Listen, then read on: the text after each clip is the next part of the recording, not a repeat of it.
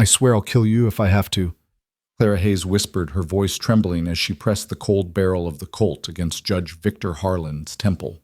The most powerful man in West Texas stood frozen, his eyes wide with shock not at the gun, but at the young woman holding it. She was supposed to be dead, another nameless victim in his silver mine. But here she stood shaking with rage, her finger on the trigger. How did it come to this? Let me take you back to where it all began, in the dusty streets of El Paso, where a broken man would find his last chance at redemption. Stay with me until the end and comment your city below. I want to know how far this story has traveled. The gunshot echoed through the narrow alley behind the Copper Moon Saloon, cutting through the humid El Paso night like a blade through silk. Ethan Cross lowered his smoking peacemaker, watching the would-be rapist crumple into the dirt, blood pooling beneath his body in the pale moonlight. The young woman he'd been attacking scrambled backward, her torn dress clutched to her chest, eyes wide with terror that hadn't yet transformed into relief. "You're safe now," Ethan said quietly, his voice rough from years of whiskey and desert dust. He didn't look at her directly. Couldn't bear to see the gratitude that would inevitably fill her eyes. He'd seen that look too many times before, back when wearing a badge meant something to him. "Thank you," she whispered, her voice barely audible above the distant piano music drifting from the saloon. "Thank you so much, Marshal." "I'm not a marshal." Ethan cut her off, already turning away. "Not anymore. Get yourself home. Take Main Street, it's well lit." He didn't wait for her response. His boots kicked up small clouds of dust as he walked deeper into the shadows, leaving the scene behind like he'd left so many others over the past 10 years. The dead man in the alley was nobody important, just another drunk who thought the frontier gave him the right to take whatever he wanted. The local sheriff would find the body come morning shrug and have it buried in a pauper's grave. Justice in El Paso had become a commodity bought and sold like cattle or silver ore. Ethan made his way to where he'd tied his horse, a sturdy paint mare named Sage, who'd been his only reliable companion since he'd retreated to his ranch in the Chihuahuan desert. The ranch sat 40 miles from the nearest town, perfect for a man who wanted to disappear. He'd only come to El Paso for supplies, flour, coffee, ammunition, and enough whiskey to blur the edges of his memories for another month. As he swung into the saddle, a figure stumbled out of the darkness between two buildings. Ethan's hand went instinctively to his gun, but he stopped when he saw the man clearly. Blood soaked through a white shirt, spreading like spilled ink across paper. The stranger was young, maybe 30, with the soft hands and ink-stained fingers of someone who made his living with words rather than guns. "Please," the man gasped, reaching out with one trembling hand while the other pressed against his stomach, trying to hold in what wanted to spill out. "Please, help me." Against his better judgment, Ethan dismounted. He'd already involved himself once tonight. What was one more act of reluctant mercy? He caught the stranger as he collapsed, lowering him gently to the ground. In the moonlight, Ethan could see the wound was fatal. Gut shot, probably wouldn't last another hour. "Who did this to you?" Ethan asked, though he wasn't sure why he cared. "My name is Daniel Hayes," the dying man whispered, his breath coming in short, painful gasps. "I'm a journalist from Austin. I came here investigating." He coughed, specks of blood dotting his lips. "Judge Victor Harland." Ethan's jaw tightened. Everyone in West Texas knew that name. Harland controlled El Paso like a medieval lord, his influence reaching into every sheriff's office, every courthouse, every business that wanted to survive. He was untouchable, protected by wealth, political connections, and a small army of gunmen who enforced his will with brutal efficiency. "You should have stayed in Austin," Ethan said quietly. Daniel's hand clutched at Ethan's shirt with surprising strength. "My daughter, Clara, they took her 2 weeks ago. She was coming to visit me in Austin when her stagecoach was attacked. They said it was Apaches, but I knew it was Harlan's men. They take women, young women, sell them." The dying man fumbled inside his coat, pulling out a leather-bound notebook, its pages stained with blood. "Everything's in here. Names, dates, locations. The abandoned silver mine in the Diablos Mountains. That's where they keep them before the auctions. Please, my Clara, She's only 22. Ethan took the notebook, its weight feeling heavier than it should. He'd walked away from this kind of fight 10 years ago after Julia and Tommy died, after he'd failed to protect the two people who mattered most. But looking down at Daniel Hayes, seeing a father's desperate love, even as life drained from his eyes, something stirred in the ashes of what Ethan used to be. "What's your daughter look like?" Ethan heard himself asking. A ghost of a smile crossed Daniel's bloodless lips. "Beautiful, like her mother was. Auburn hair, green eyes. She has a birthmark, shaped like a crescent moon, on her left shoulder." His breathing grew shallower. "Promise me. Promise you'll try." Ethan had made promises before. Promised Julia he'd always come home safe. Promised Tommy he'd teach him to ride and shoot and be a good man. Promises were just words that time turned into lies. "I promise," he said. "Anyway, because what else could you tell a dying man?" Daniel Hayes's grip loosened his eyes, focusing on something beyond Ethan's shoulder, beyond the dusty street, beyond the world itself. His last breath escaped in a soft sigh like wind through desert grass. Ethan closed the man's eyes and stood slowly, the notebook tucked inside his coat. He should leave it for the sheriff, let the law handle it. But the law in El Paso wore Victor Harland's collar, and this notebook would disappear faster than morning dew in the desert sun. He lifted Daniel's body onto Sage's back, securing it with rope.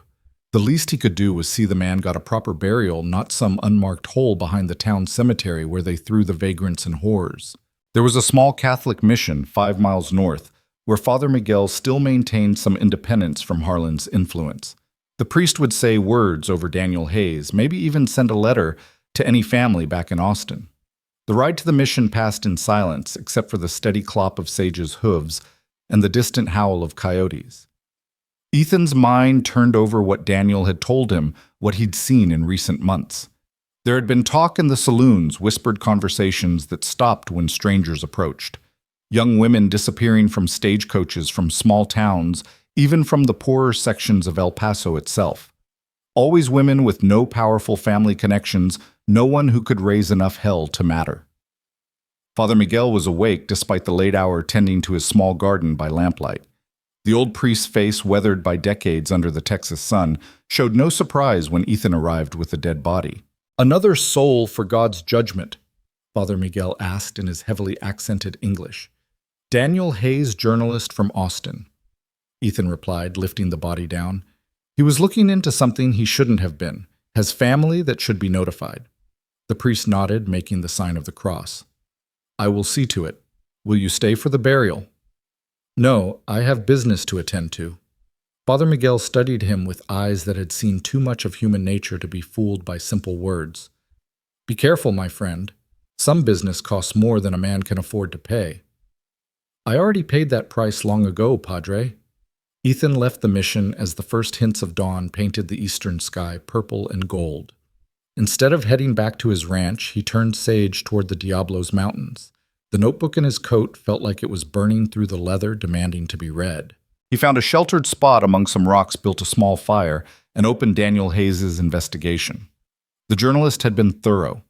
Pages of carefully documented disappearances, pattern analysis, interviews with family members of missing women, financial records showing large cash deposits to various law enforcement officials. And at the center of it all, like a spider in an enormous web, sat Judge Victor Harland. According to Daniel's notes, Harland had been running his trafficking operation for at least 5 years. The abandoned torment mine, played out of silver in the 1870s, served as a holding facility.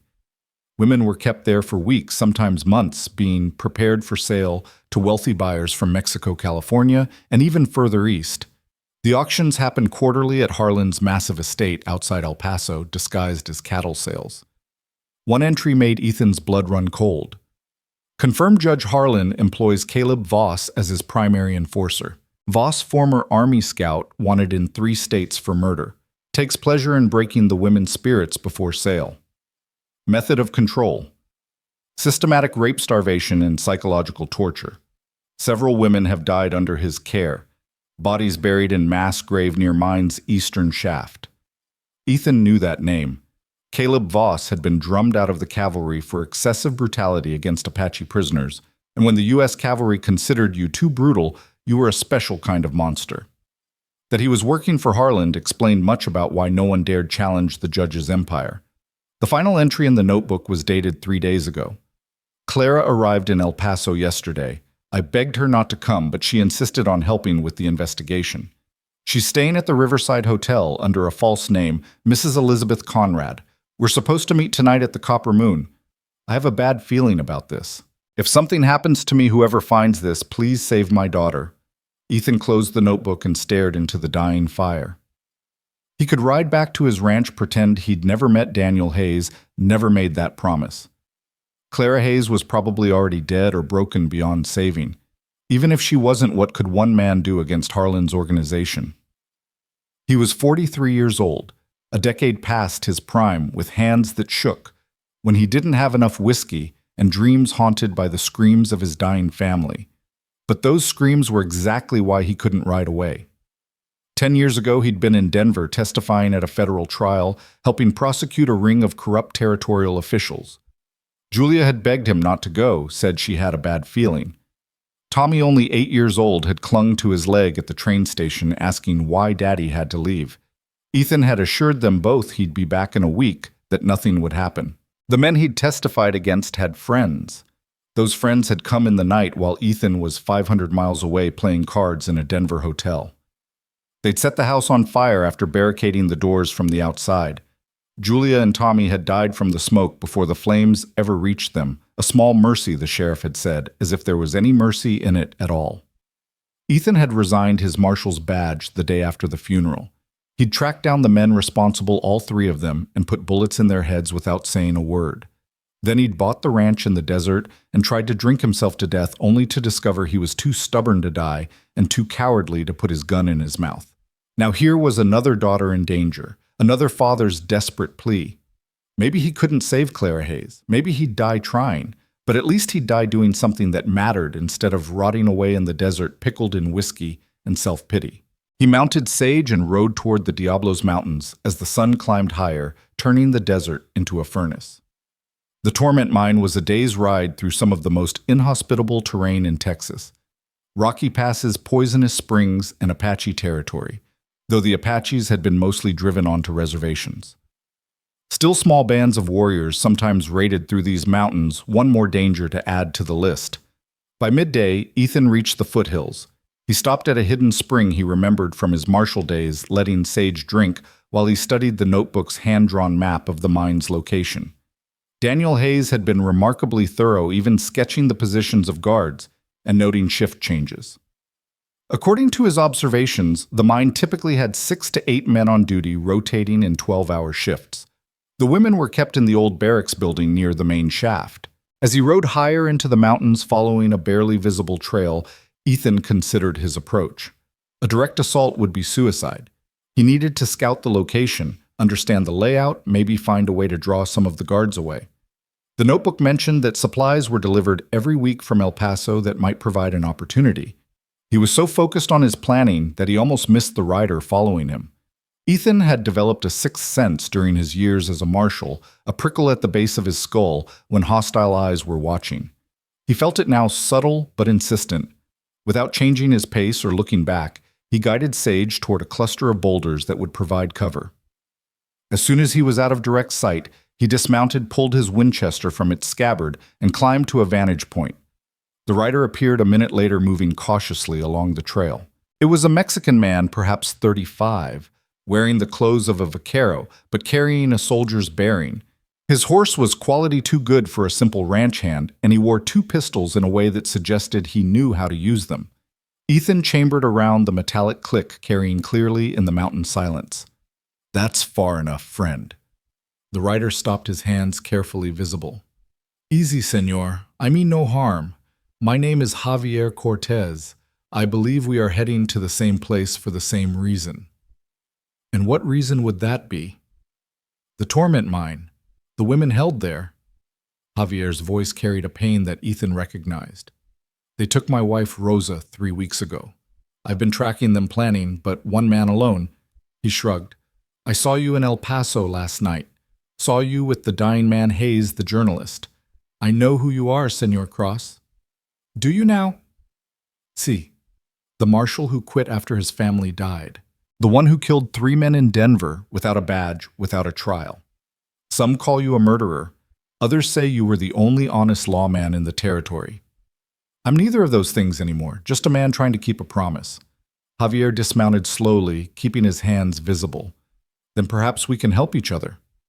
I know these mountains my family has ranched here for 3 generations, and I know something else, something the journalist didn't. He paused. There's another way into the mine, an old ventilation shaft on the north side. It's how the Apache used to sneak in to steal supplies during the mining days. Ethan lowered his rifle slightly. Why should I trust you? Because, Senor Cross, if I wanted you dead, I would have shot you from ambush, not followed you openly. Javier's face hardened. And because I loved my Rosa the way you loved your Julia, I would die to save her, but dying stupidly helps no one. Together we might have a chance. The mention of Julia's name made Ethan's jaw clench. This man had done his research, but looking into Javier's eyes, he saw the same desperate determination that had driven Daniel Hayes, the same pain that Ethan carried every day. All right, Ethan said, climbing down from the rocks. We work together, but we do this my way, understood. See, understood. They rode together in cautious alliance, sharing information as they went. Javier had been watching the mine for a week, confirming much of what Daniel Hayes had written. 8 guards currently rotating in 2 shifts. Approximately 15 women held prisoner conditions unknown. Caleb Voss visited every few days to select women for special preparation. Javier's face went dark when he mentioned this. There's something else, Javier said as they neared the mine. Yesterday, a fancy carriage arrived from El Paso. Judge Harland himself is at the mine along with some foreign buyers. They're selecting merchandise for a private sale tomorrow night. This complicated things significantly. More guards would be present with Harland there, but it also meant many of the women would be moved soon. If they were going to act, it had to be tonight. They made camp in a hidden canyon a mile from the mine, tethering their horses where they could graze on sparse grass. As the sun set, painting the mountains blood red, they climbed to an overlook that gave them a clear view of the Torment mine. The operation was bigger than Ethan had expected. The main compound consisted of 3 buildings. The old barracks where the women were kept, a larger structure that had been converted into quarters for the guards, and a newer building that looked like offices or meeting rooms. Armed men patrolled the perimeter, and Ethan counted at least 12 guards, not the 8 they'd expected. There, Javier whispered, pointing to a small convoy of wagons near the office building. Those are the buyers. See the fancy clothes, Europeans, from the look of them. Ethan studied the men through his field glasses. Well-dressed, soft-looking, the kind who bought human beings like they were selecting horses. His finger itched to put bullets in all of them, but that wouldn't save the women. The ventilation shaft you mentioned, can you find it in the dark? See, but it's narrow. We'll have to leave our guns, take only knives and pistols. And once we're inside, Javier's smile was grim. Then we pray to God and make the devils pay. They waited until full dark when the moon was hidden behind clouds. The guard patrols had settled into a predictable pattern, lazy, overconfident. These men were used to dealing with terrified women and broken spirits, not armed resistance. The ventilation shaft was exactly where Javier had said, concealed behind a cluster of creosote bushes. It was indeed narrow, barely wide enough for a man to squeeze through, and it stank of bat guano and decay. They wrapped cloth around their faces and began the slow, claustrophobic crawl into the mountain. The shaft went on for what felt like hours, but was probably only 20 minutes. Finally, Ethan saw a dim light ahead. They emerged into a storage room filled with mining equipment that hadn't been touched in decades. Dust covered everything, muffling their footsteps as they moved to the door. Voices carried from somewhere nearby, rough laughter, the clink of bottles. The guards were drinking another piece of luck. Ethan eased the door open, peering into a corridor lit by oil lamps. Empty for the moment. They moved silently through the complex, following the sound of crying. The women's quarters were at the far end of the barracks, behind a heavy door with a barred window. A single guard sat outside, half asleep in his chair, a shotgun across his lap. Ethan approached from behind, clamping a hand over the guard's mouth, while sliding his knife between the man's ribs. The guard stiffened, then went limp. Javier caught the shotgun before it could clatter to the floor. The keys were on the dead guard's belt. Ethan unlocked the door, wincing as the hinges creaked. Inside, 15 women huddled in squalid conditions, dirty straw for bedding, a bucket in the corner for waste, the stench of fear and despair thick in the air. Some of the women cringed away, too broken to hope. Others looked up with a desperate mix of terror and plea. Javier pushed past Ethan, searching the faces. Rosa, Rosa, mi amor. A woman in the back corner raised her head. Her face was bruised, one eye swollen shut, but she was alive. Javier rushed to her, gathering her in his arms, whispering rapid Spanish. Ethan scanned the other faces, looking for auburn hair and green eyes. He found her against the far wall. Clara Hayes looked like her father, the same determined chin, the same intelligent eyes, despite the horror she'd endured. She was holding another girl who couldn't have been more than 16, trying to comfort her. Clara Hayes, Ethan said quietly. Her head snapped up, fear flashing across her face. Who are you? Your father sent me. Daniel Hayes, Ethan paused. No point in delivering that news now. We're getting you out of here, all of you. Can you walk?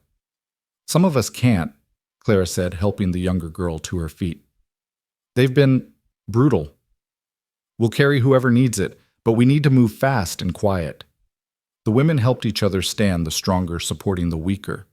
But as they prepared to leave, footsteps echoed in the corridor, multiple sets coming their way. Back, Ethan hissed, pushing the women deeper into the room. He and Javier took positions on either side of the door, weapons ready. The footsteps stopped just outside. Hayes, you lazy bastard, the judge wants...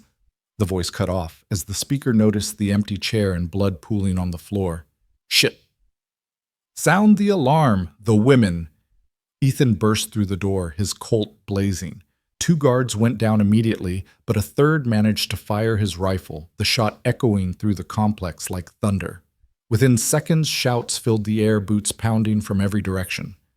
The shaft's no good now, Javier said, reloading. Too many to carry through it. Then we fight our way out.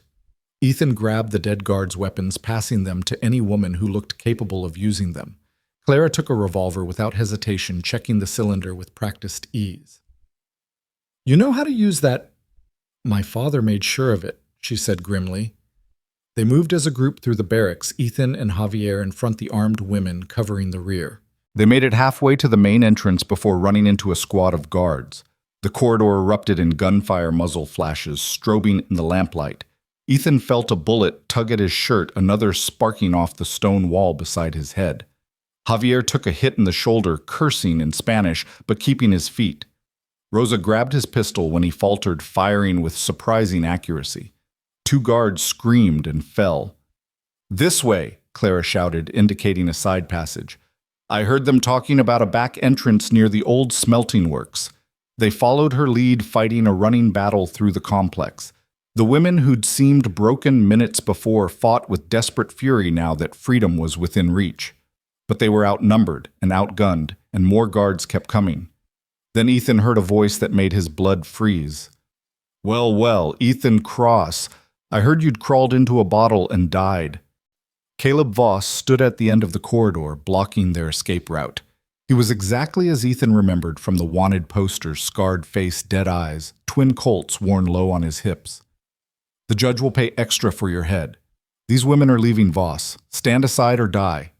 Voss laughed to sound like grinding glass. You always were too noble for your own good, Cross. It's what got your family killed, wasn't it? Playing the hero while they burned. The words hit Ethan like physical blows, but his hands remained steady. You've got one chance to... Voss drew impossibly fast. Ethan's world contracted to the space between heartbeats. He saw Voss's guns clearing leather, saw death coming for him, and everyone behind him. His own hand moved muscle memory from 1,000 practice draws, but he knew he was too slow, too old, too. The shot came from beside him. Clara Hayes stood with her stolen revolver extended, smoke drifting from the barrel. Caleb Voss looked down at the spreading red stain on his chest, surprise replacing arrogance on his scarred face. He tried to raise his guns, but his strength fled. He dropped to his knees, then fell forward dead before he hit the ground. "You were taking too long to shoot," Clara said simply, though her hand trembled as she lowered the weapon. Before Ethan could respond, an explosion rocked the complex. Part of the ceiling collapsed, dust and debris filling the air. Through the chaos, he heard something that seemed impossible: cavalry bugles. "What the hell?" The main entrance burst open and blue uniformed soldiers poured in, led by a man Ethan recognized despite the years: Captain Isaac Turner formerly. Sergeant Turner, the black soldier. Ethan had saved from a lynch mob in Kansas back in his martial days. Turner was older now, gray touching his temples, but his command presence was unmistakable. "Federal troops," Turner shouted. "Everyone drop your weapons." The remaining guards, caught between the escaping prisoners and the arriving soldiers, threw down their guns. In minutes, it was over. The women were led outside to safety while the guards were rounded up and shackled. Turner approached Ethan, a slight smile on his weathered face. "Been a long time, Cross." "Isaac, what are you doing here?" "Texas Rangers now, believe it or not. Got a field promotion after the war. We've been investigating Harland for months, but we needed proof. Then yesterday, a priest named Miguel sent word to Austin about a dead journalist and a notebook full of evidence. The governor mobilized us immediately. But the judge, being arrested as we speak, along with half the corrupt officials in El Paso. Turns out the federal government takes a dim view of slavery even when it's dressed up as something else." Turner looked at the freed women, his expression softening. "You did good, Ethan. Real good. I had help." Ethan looked for Javier, finding him being tended by an army medic while Rosa held his hand. The wound wasn't fatal. He'd recover. Clara Hayes stood apart from the others, still holding the revolver, staring at nothing. Ethan approached her carefully. "Miss Hayes, Clara, there's something I need to tell you about your father." She looked at him, and he saw she already knew. "He's dead, isn't he? He died getting you to help us. He died trying to save you. He loved you very much." Tears ran down her face, but she nodded. He was stubborn like that, always trying to fight things bigger than himself. She wiped her eyes. "Did he suffer?" "No," Ethan lied. It was quick. The next hours passed in a blur. The women were transported to El Paso, where doctors and volunteers from the churches waited to help them. The captured guards were locked in the federal stockade awaiting trial. Judge Harland, caught trying to flee to Mexico with saddlebags full of gold, was dragged back in chains, his empire crumbling around him. Ethan found himself in the unlikely position of hero, something he neither wanted nor felt he deserved. He tried to slip away in the chaos, but Clara Hayes found him at the livery stable where he was saddling Sage. "You're leaving. Job's done. You're safe. That's what I promised your father." "That's not all he would have wanted." She held out his notebook, Daniel Hayes' investigation. "This story needs to be told. All of it. These women deserve justice, real justice, not just Harland's arrest. The men who bought from him, the officials who looked the other way, they all need to be exposed." "That's not my fight." "Isn't it?" Clara stepped closer. "You saved us because you couldn't save your own family. I understand that kind of guilt, Mr. Cross. I feel it every day, guilt that I survived while others didn't, that I was rescued while some women had already been sold. But running away doesn't make it stop." Ethan's hand stilled on Sage's saddle. "What would you have me do?" "Help me finish what my father started. You were a marshal once. You know how the law works, how to build cases, how to make sure the guilty pay. Isaac Turner says the Rangers could use someone with your experience, especially now with so many corrupt officials being removed. I'm too old, too broken. You're experienced, and you're not as broken as you think, or you wouldn't have come for us." She held out the badge Turner had given her to pass along a Texas Ranger star. "My father believed in the power of truth. You believed in justice once. Maybe together we can make both matter again." Ethan took the badge, its weight familiar yet foreign after so many years. He thought of Julia and Tommy, of the decade he'd spent trying to die slowly in the desert. Then he thought of the women they'd freed, of Javier and Rosa, reunited, of Clara, standing strong despite everything she'd endured. "Your father," he said slowly, "would be proud of you." He would be proud of both of us. Ethan pinned the badge to his shirt, the star catching the morning sunlight. For the first time in 10 years, it didn't feel like a burden. It felt like a purpose. All right, Miss Hayes, let's finish what your father started. They walked out of the stable together into the bustling streets of El Paso, where the work of rebuilding justice would begin. Behind them, the sun rose over the desert, painting the world in shades of gold and possibility.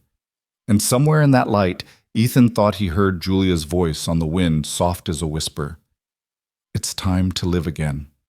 The transformation of El Paso didn't happen overnight, but with each passing day, the city began to shed its skin of corruption like a snake leaving behind what no longer served it. Clara Hayes took over her father's work with a vengeance that surprised everyone except Ethan. She set up operations in a small office above the general store, turning it into a makeshift newsroom where she documented every testimony, every piece of evidence that could bring down the remainder of Harland's network. The first threat came 3 days later, slipped under Clara's office door in the dead of night. Ethan found her studying it when he arrived at dawn, her face pale but determined. "They want me to stop," she said, handing him the paper. The message was simple. "Your father learned what happens to those who dig too deep. Don't make his mistake." "We're moving you somewhere safe," Ethan said immediately. "No."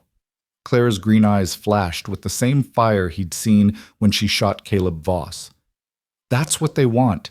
They want me to run to hide to let this story die with my father. I won't do it." "Clara, these aren't empty threats.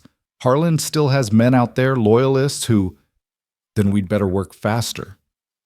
She turned back to her desk where testimonies from the rescued women lay spread like a map of horror. "Rosa Cortez gave me names yesterday. 3 buyers from California who are still operating. One of them is coming back next week for what he thinks is another auction." Ethan moved to the window, scanning the street below. Old habits died hard, and his marshal's instincts screamed that they were being watched. Isaac's men are stretched thin. Half the rangers are busy transporting prisoners, the other half are trying to maintain order while we rebuild the entire law enforcement structure. Then we handle it ourselves. Clara stood moving to the map on her wall where she'd been tracking Harland's network. Red pins marked confirmed locations, blue for suspected, black for eliminated. There were still too many red and blue pins. "Look at this pattern. The auctions weren't random. They coincided with cattle drives when the town was full of strangers and extra money was flowing. The next drive is in 6 days." "You think they'll try to continue without Harland?" "I know they will. Too much money at stake. Someone will try to take over his operation, probably several someones fighting for control." She touched a blue pin near the Mexican border. "Javier mentioned this place. A hacienda owned by someone named Alejandro Vega. He was one of Harland's biggest buyers." Before Ethan could respond, footsteps pounded up the stairs. They both drew their guns, but it was Isaac Turner who burst through the door, breathing hard. "We've got a problem," he said without preamble. "Harland escaped." "What?" Ethan's voice was deadly quiet. "How?" "Transport ambush about 20 miles out of town, professional job. 6 rangers dead, 3 wounded. Someone with military training planned this." Isaac's face was grim. "There's more. We intercepted a telegram. There's going to be a gathering at the Vega Hacienda tomorrow night. Not an auction, a war council. They're planning to retake El Paso." Clara grabbed her notebook. "How many men are we talking about?" "Our informant says at least 40, maybe more. Gunfighters, mercenaries, some ex-Confederate raiders who've been hiding in Mexico." Isaac looked between them. "I've sent for federal reinforcements, but they won't arrive for a week. We're outnumbered 3-1. "Then we need to be smarter," Ethan said, his mind already working through possibilities. "A direct confrontation would be a massacre, but if we could get inside that meeting—" "Suicide," Isaac said flatly. "They know all of us by now." "Not all of us." Clara's voice was quiet but firm. "They don't know me. Not by sight. I've been careful to stay out of view, letting others gather the testimonies. And I speak fluent Spanish. My mother was from Sonora." "Absolutely not," Ethan said immediately. "Hear me out. A woman alone would be suspicious, but what if I wasn't alone? What if I was merchandise?" The room went silent. Isaac looked horrified. Ethan's jaw clenched so tight it hurt. You're talking about going in as bait, he said. I'm talking about getting proof of their plans, maybe learning their weaknesses. You could follow at a distance, be ready to extract me if things go wrong. Things will go wrong. These aren't the broken, overconfident guards at the mine. These are professional killers. Who won't expect a woman to be a threat? Clara moved to her desk, pulling out a small derringer. My father taught me more than just how to shoot. He taught me how to listen, how to remember, how to survive. I can do this. Ethan wanted to refuse to lock her in a cell if necessary to keep her safe, but looking at her face, he saw the same determination that had driven her father, the same need for justice that had once driven him. And tactically, she wasn't wrong. It might be their only chance to prevent a bloodbath in El Paso. If we do this, he said slowly, we do it my way. Every detail planned multiple escape routes, abort signals. The moment something feels wrong, we pull out. Isaac shook his head. This is insane. So is letting 40 gunmen retake the town, Clara pointed out. How many more women will suffer if Harland regains power? How many more families destroyed? That night they planned. Javier, his shoulder still bandaged, but healing, volunteered to play the role of Clara's captor. His Mexican heritage and knowledge of the local criminal underworld would make him believable. Rosa protested vehemently until Clara took her aside for a private conversation. Whatever Clara said, Rosa emerged red-eyed but resolved. If anything happens to her, Rosa told Ethan, I will kill you myself. If anything happens to her, I'll already be dead, Ethan replied. They set out before dawn, taking separate routes to avoid suspicion. Clara and Javier would approach from the south, playing the role of a freelance kidnapper bringing fresh merchandise to market. Ethan and Isaac, along with 6 volunteers from the original mine rescue, would shadow them from the hills, ready to intervene if necessary. The Vega Hacienda sprawled across the desert like a small fortress, high walls topped with broken glass guards at every entrance. Through his field glasses, Ethan counted at least 20 men on patrol, all well-armed and alert. This was no lazy mine operation. This was a military encampment. He watched Javier's wagon approach the main gate, Clara hidden in the back under a tarp. His hands tightened on the rifle as guards surrounded the wagon, questioning Javier in rapid Spanish. One guard pulled back the tarp, revealing Clara bound and gagged, playing her role perfectly. The guard laughed, saying something that made the others join in. Ethan's finger moved to the trigger, but the gates opened and the wagon rolled inside. Now we wait, Isaac said, though his face showed he liked this no more than Ethan did. Inside the hacienda, Clara fought to control her breathing as rough hands pulled her from the wagon.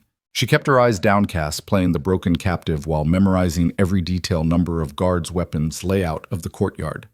Javier protested in Spanish as they were separated, maintaining his cover as a greedy kidnapper angry about his merchandise being handled roughly. They threw Clara into a cellar with several other women, all in various states of despair. One, barely 16, clung to her immediately, whispering prayers in Spanish. Clara whispered back, telling her to be ready, that help would come. She wasn't sure the girl believed her. As night fell, Clara heard voices above many voices. Men were arriving for the war council. Through a crack in the cellar door, she glimpsed them, hard-faced killers, some in Mexican military uniforms, others in the rough clothes of bandits. And at the center, like a spider returned to its web, stood Judge Victor Harland. He looked different. Travel-stained, unshaven, his usual judicial dignity replaced by something rawer, more dangerous. But his voice carried the same cold authority as he addressed the gathering. Gentlemen, our setback in El Paso is temporary. The federal troops will leave within a week, 2 at most. The government lacks the will for a prolonged occupation. When they go, we retake what's ours. And the Rangers? Someone asked. Turner has 12 men, maybe 15. We have 43 with more coming from Chihuahua. But why fight when we can be smarter? Harland smiled, a cold expression that made Clara shiver. I still have friends in high places. The new territorial governor owes me considerable debts. With the right pressure, Turner and his Rangers will be reassigned, replaced by more amenable lawmen. What about Cross? The one who started all this? Harland's face darkened. Ethan Cross dies. Slowly. Publicly. An example to anyone else who thinks they can challenge us. I have something special planned for him. Clara memorized every word, every name mentioned, every detail of their plans. They intended to attack the federal supply convoy in 2 days, making it look like Apache raiders. The weapons and ammunition would arm their growing force, then systematic assassination of any officials who wouldn't cooperate. Within a month, they projected El Paso would be theirs again. A commotion in the courtyard interrupted the meeting. Guards dragged Javier and blood streaming from his nose. "This one was asking too many questions," a guard reported. "Found him trying to get into the main house." Harland studied Javier with cold eyes.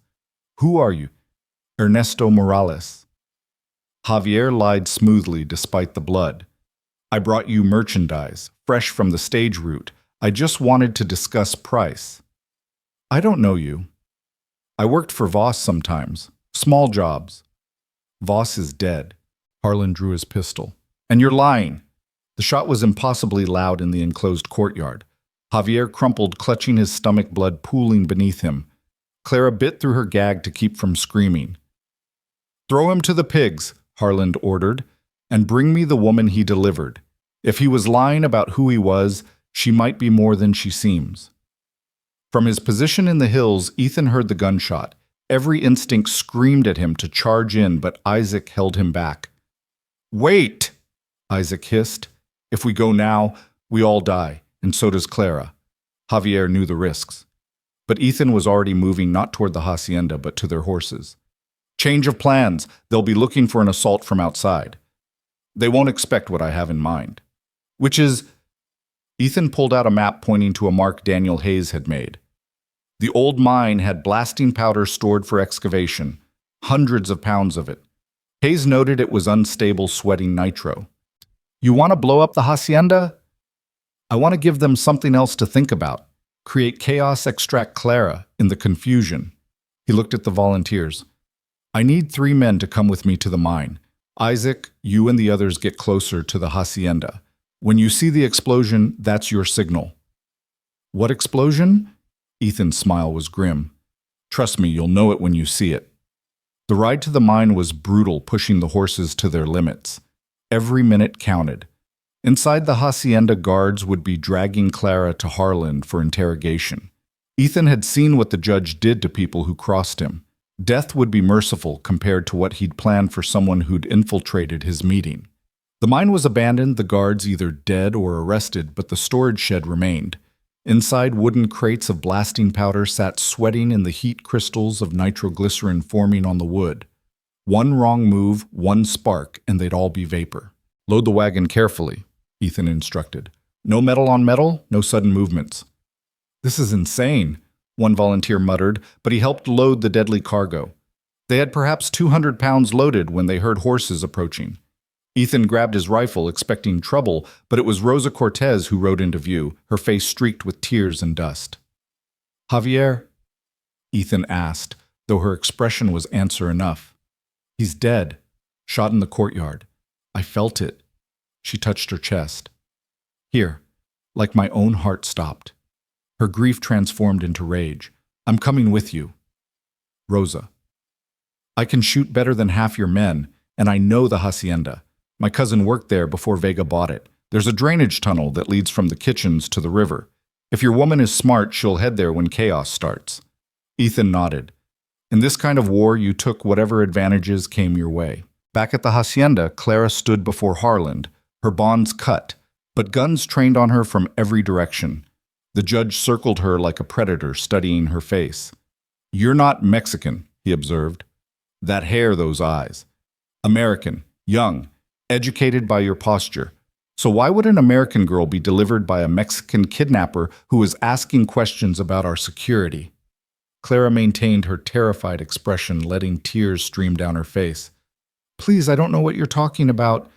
That man grabbed me from the stage 3 days ago. I just want to go home." "Home to where, Cup? San Antonio. My husband will pay ransom. He has money." Harland backhanded her casually, sending her sprawling. "Lies. You have no wedding ring, no tan line from one. Your hands are stained with ink, recent ink. You're either a teacher or a journalist, and we killed the only journalist stupid enough to investigate us." His eyes widened slightly. "Unless—" Hayes had a daughter. "Auburn hair, green eyes," he said before he died. Clara's heart hammered, but she kept her expression confused. I don't know any, Hayes. Please, you're making a mistake. Am I? Harland grabbed her chin, forcing her to look at him. You have your father's eyes. Same stubborn stupidity. He died badly, you know. Gut shot, bleeding out in an alley like a dog. Real rage flashed across Clara's face before she could stop it. Harland laughed. There it is. The truth always shows itself eventually. He released her, turning to his men. String her up in the courtyard. We'll have some entertainment before the real business begins. Maybe Cross will even hear her screams from wherever he's hiding. As guards grabbed her arms, Clara heard something, a low rumble like distant thunder, but the sky was clear. Harland heard it too, frowning as he moved to the window. The explosion, when it came, was visible from 5 miles away. Ethan had positioned the wagon of blasting powder against a massive boulder on the hill overlooking the hacienda, creating a crude but effective-shaped charge. The blast sent tons of rock cascading down toward the compound's eastern wall, a man-made avalanche that struck with the force of God's own fist. The wall crumbled, buildings shook, men screamed and ran for cover as rocks the size of wagons tumbled through the breach. In the chaos, no one noticed Clara break free from her distracted guards, grabbing a pistol from one and shooting another who tried to stop her. She ran for the drainage tunnel Rosa had told Javier about, praying the information was accurate. Behind her, more explosions rocked the compound. Ethan had saved some blasting powder for Isaac's men to use as distractions. The tunnel was there, barely visible behind the kitchen building. Clara plunged into darkness, wading through knee-deep water that stank of rot and waste. She could hear pursuit behind her, voices shouting, but also gunfire from multiple directions. The Rangers had entered the compound. She emerged from the tunnel to find Rosa waiting with horses. Javier, Clara asked, though she knew. Dead, but he'd want you safe. Mount up. They rode hard toward the agreed rendezvous point, but riders were already pursuing them. Clara counted 6, maybe 7, gaining ground.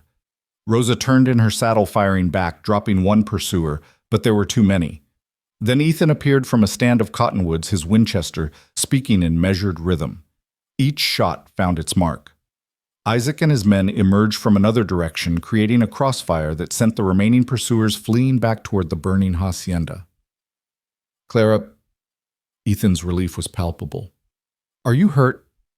No, but Javier? I know. We'll mourn him later. Right now we need to move. This isn't over. He was right.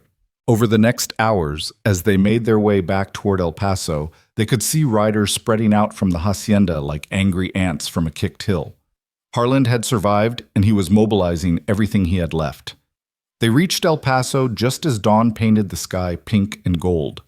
The town was already preparing for siege. Isaac had sent riders ahead, and every able-bodied man was being armed. Women and children were being moved to the church and courthouse, the strongest buildings in town. How many are coming? The mayor asked, his face pale. 30, maybe 35, Isaac replied.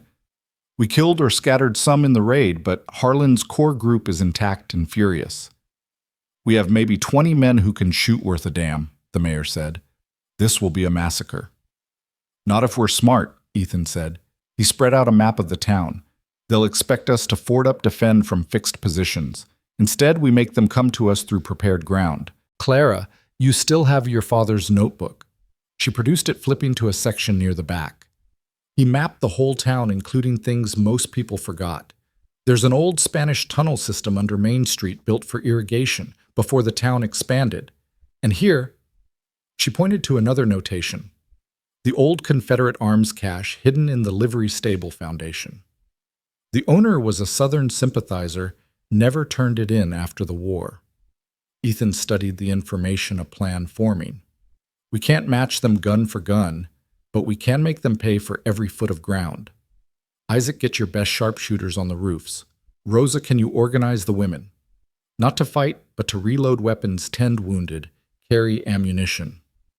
The women of this town have been terrorized by these men for years, Rosa said fiercely. Give us guns and we'll show you how we can fight. The morning passed in frantic preparation. Trenches were dug across Main Street. Barricades built from overturned wagons and furniture. The old Spanish tunnels were opened, creating ways to move unseen beneath the town. Every window became a potential firing position, every rooftop a sniper's nest. Clara worked beside Ethan, helping position defenders, her father's notebook proving invaluable.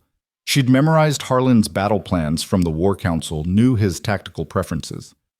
"He'll send a probing attack first," she said, "test our defenses. Then try to flank us from the east where the buildings are wooden, easier to burn. Then we give him a surprise on that flank." Ethan positioned more men accordingly. As the sun reached its zenith, a dust cloud appeared on the horizon. Through his field glasses, Ethan could see them coming, a line of riders spread wide military formation. Harland was at the center, his judicial robes replaced by a Confederate officer's coat, a reminder of what he'd been before he'd hidden behind the law. They stopped just outside rifle range. A rider broke from the group, approaching under a white flag. It was Alejandro Vega himself, the hacienda owner. "Terms," he called out. "Judge Harland offers terms." Ethan walked out to meet him, very aware of the rifles trained on him from beyond. "Speak." "Surrender the woman Clara Hayes and the traitor Ethan Cross. Everyone else lives. The town continues as before. Refuse and we burn El Paso to the ground with everyone in it." "Here's my counteroffer," Ethan said. "Harland and his men surrender. Now they get trials instead of bullets. They've got 1 minute to decide." Vega spat in the dust. "You're outnumbered, outgunned, and Harland has reinforcements coming from Mexico. You can't win." "Maybe not, but we can make sure you don't either. Tell Harland he should have stayed in Mexico. At least there he'd have died an old man in bed instead of bleeding out in a Texas street." Vega galloped back to the line. There was no hesitation. The attack began immediately. They came hard and fast, trying to overwhelm the defenses through sheer aggression. But the prepared positions held. Riflemen in the buildings picked off riders. The trenches broke their charge, forcing them to dismount and advance on foot. Clara was at a second-floor window with a borrowed rifle, choosing her shots carefully. She saw one man trying to set fire to the general store and dropped him with a clean shot. Another attempted to flank their position through an alley. She put a bullet in his shoulder, sending him stumbling back. But there were too many, and they were too good. Gradually, inevitably, the defenders were pushed back. The outer barricades fell. Buildings began to burn despite desperate efforts to contain the fires. Isaac took a bullet in the leg, going down hard. 3 Rangers were dead, 5 more wounded. "Fall back to the courthouse," Ethan shouted, helping Isaac to cover. The retreat was orderly but costly. More men fell. Rosa Magnificent, in her fury, held an entire street with a pair of pistols, while others escaped but took a grazing shot to her ribs that left her gasping. Clara half carried her to safety, both women covered in blood and gun smoke. The courthouse was their last stand, a solid stone building with narrow windows and a clear field of fire in all directions. 23 defenders remained less than half wounded to some degree. Outside, Harland's men surrounded them, taking positions in the abandoned buildings. "We can hold until dark," Isaac gasped through his pain. "Maybe slip some people out through the tunnels." "They'll burn us out before then," Ethan said grimly. He'd seen it before in the war. "Stone building or not, enough smoke, and we'll have to come out or suffocate." Clara was tending Rosa's wound when she heard something, a sound that didn't belong. Hoofbeats, but not from Harland's positions. These came from the north, many horses moving fast. "Ethan," she called, pointing. Through the window they could see a dust cloud approaching from the opposite direction. Riders, dozens of them, moving in formation. As they got closer, Ethan could make out blue uniforms. Federal cavalry, at least a full company. "The reinforcements," Isaac breathed. "They weren't supposed to arrive for days." "Someone must have ridden hard to Fort Davis," Clara said. Then she saw who was leading them, a face she recognized from newspaper illustrations. "My God, is that Theodore Roosevelt?" Ethan confirmed, hardly believing it himself. The former president, now a federal marshal on special appointment, rode at the head of the column like he was leading a charge up San Juan Hill again. Harland's men saw them too. Caught between the courthouse defenders and fresh federal troops, their assault faltered. Some tried to flee only to find their escape routes cut off by Roosevelt's cavalry. The battle became a rout. Federal troops swept through the town with disciplined precision. Harland's gunmen, so fierce against outnumbered townspeople, broke entirely when faced with trained soldiers. Ethan watched from the courthouse window as Harland himself tried to escape, spurring his horse toward the desert. But Roosevelt personally led the pursuit, riding the judge down like a common horse thief. The former president's fist connected with Harland's jaw, sending him tumbling from his saddle into the dust. Within an hour, it was over. Harland's army of criminals was dead captured or scattered to the winds. The fires were brought under control. The wounded were tended. And in the courthouse, exhausted defenders slowly realized they'd survived. Roosevelt himself strode into the building, still dusty from the chase, his famous grin splitting his weathered face. "Ethan Cross, I heard you were dead." "Just retired, Mr. President." "It's Marshal Roosevelt now, and retirement clearly doesn't suit you." He looked around at the defenders, his expression growing serious. "What you've done here holding against those odds, it's the kind of courage that built this nation. You should all be proud." His gaze fell on Clara, noting the rifle in her hands, the steel in her eyes. "You must be Hayes's daughter. I read your father's articles. He was a good man, a truthful man. I'm sorry for your loss." "Thank you, sir. He would have been honored to know you'd read his work." "I did more than read it. It's why I requested this assignment when the governor asked for federal intervention. Your father's words, 'Young lady brought down an empire of evil.' Never underestimate the power of truth." Over the following days, as El Paso began to rebuild once again, the full scope of what they'd accomplished became clear. Harland's network was completely destroyed.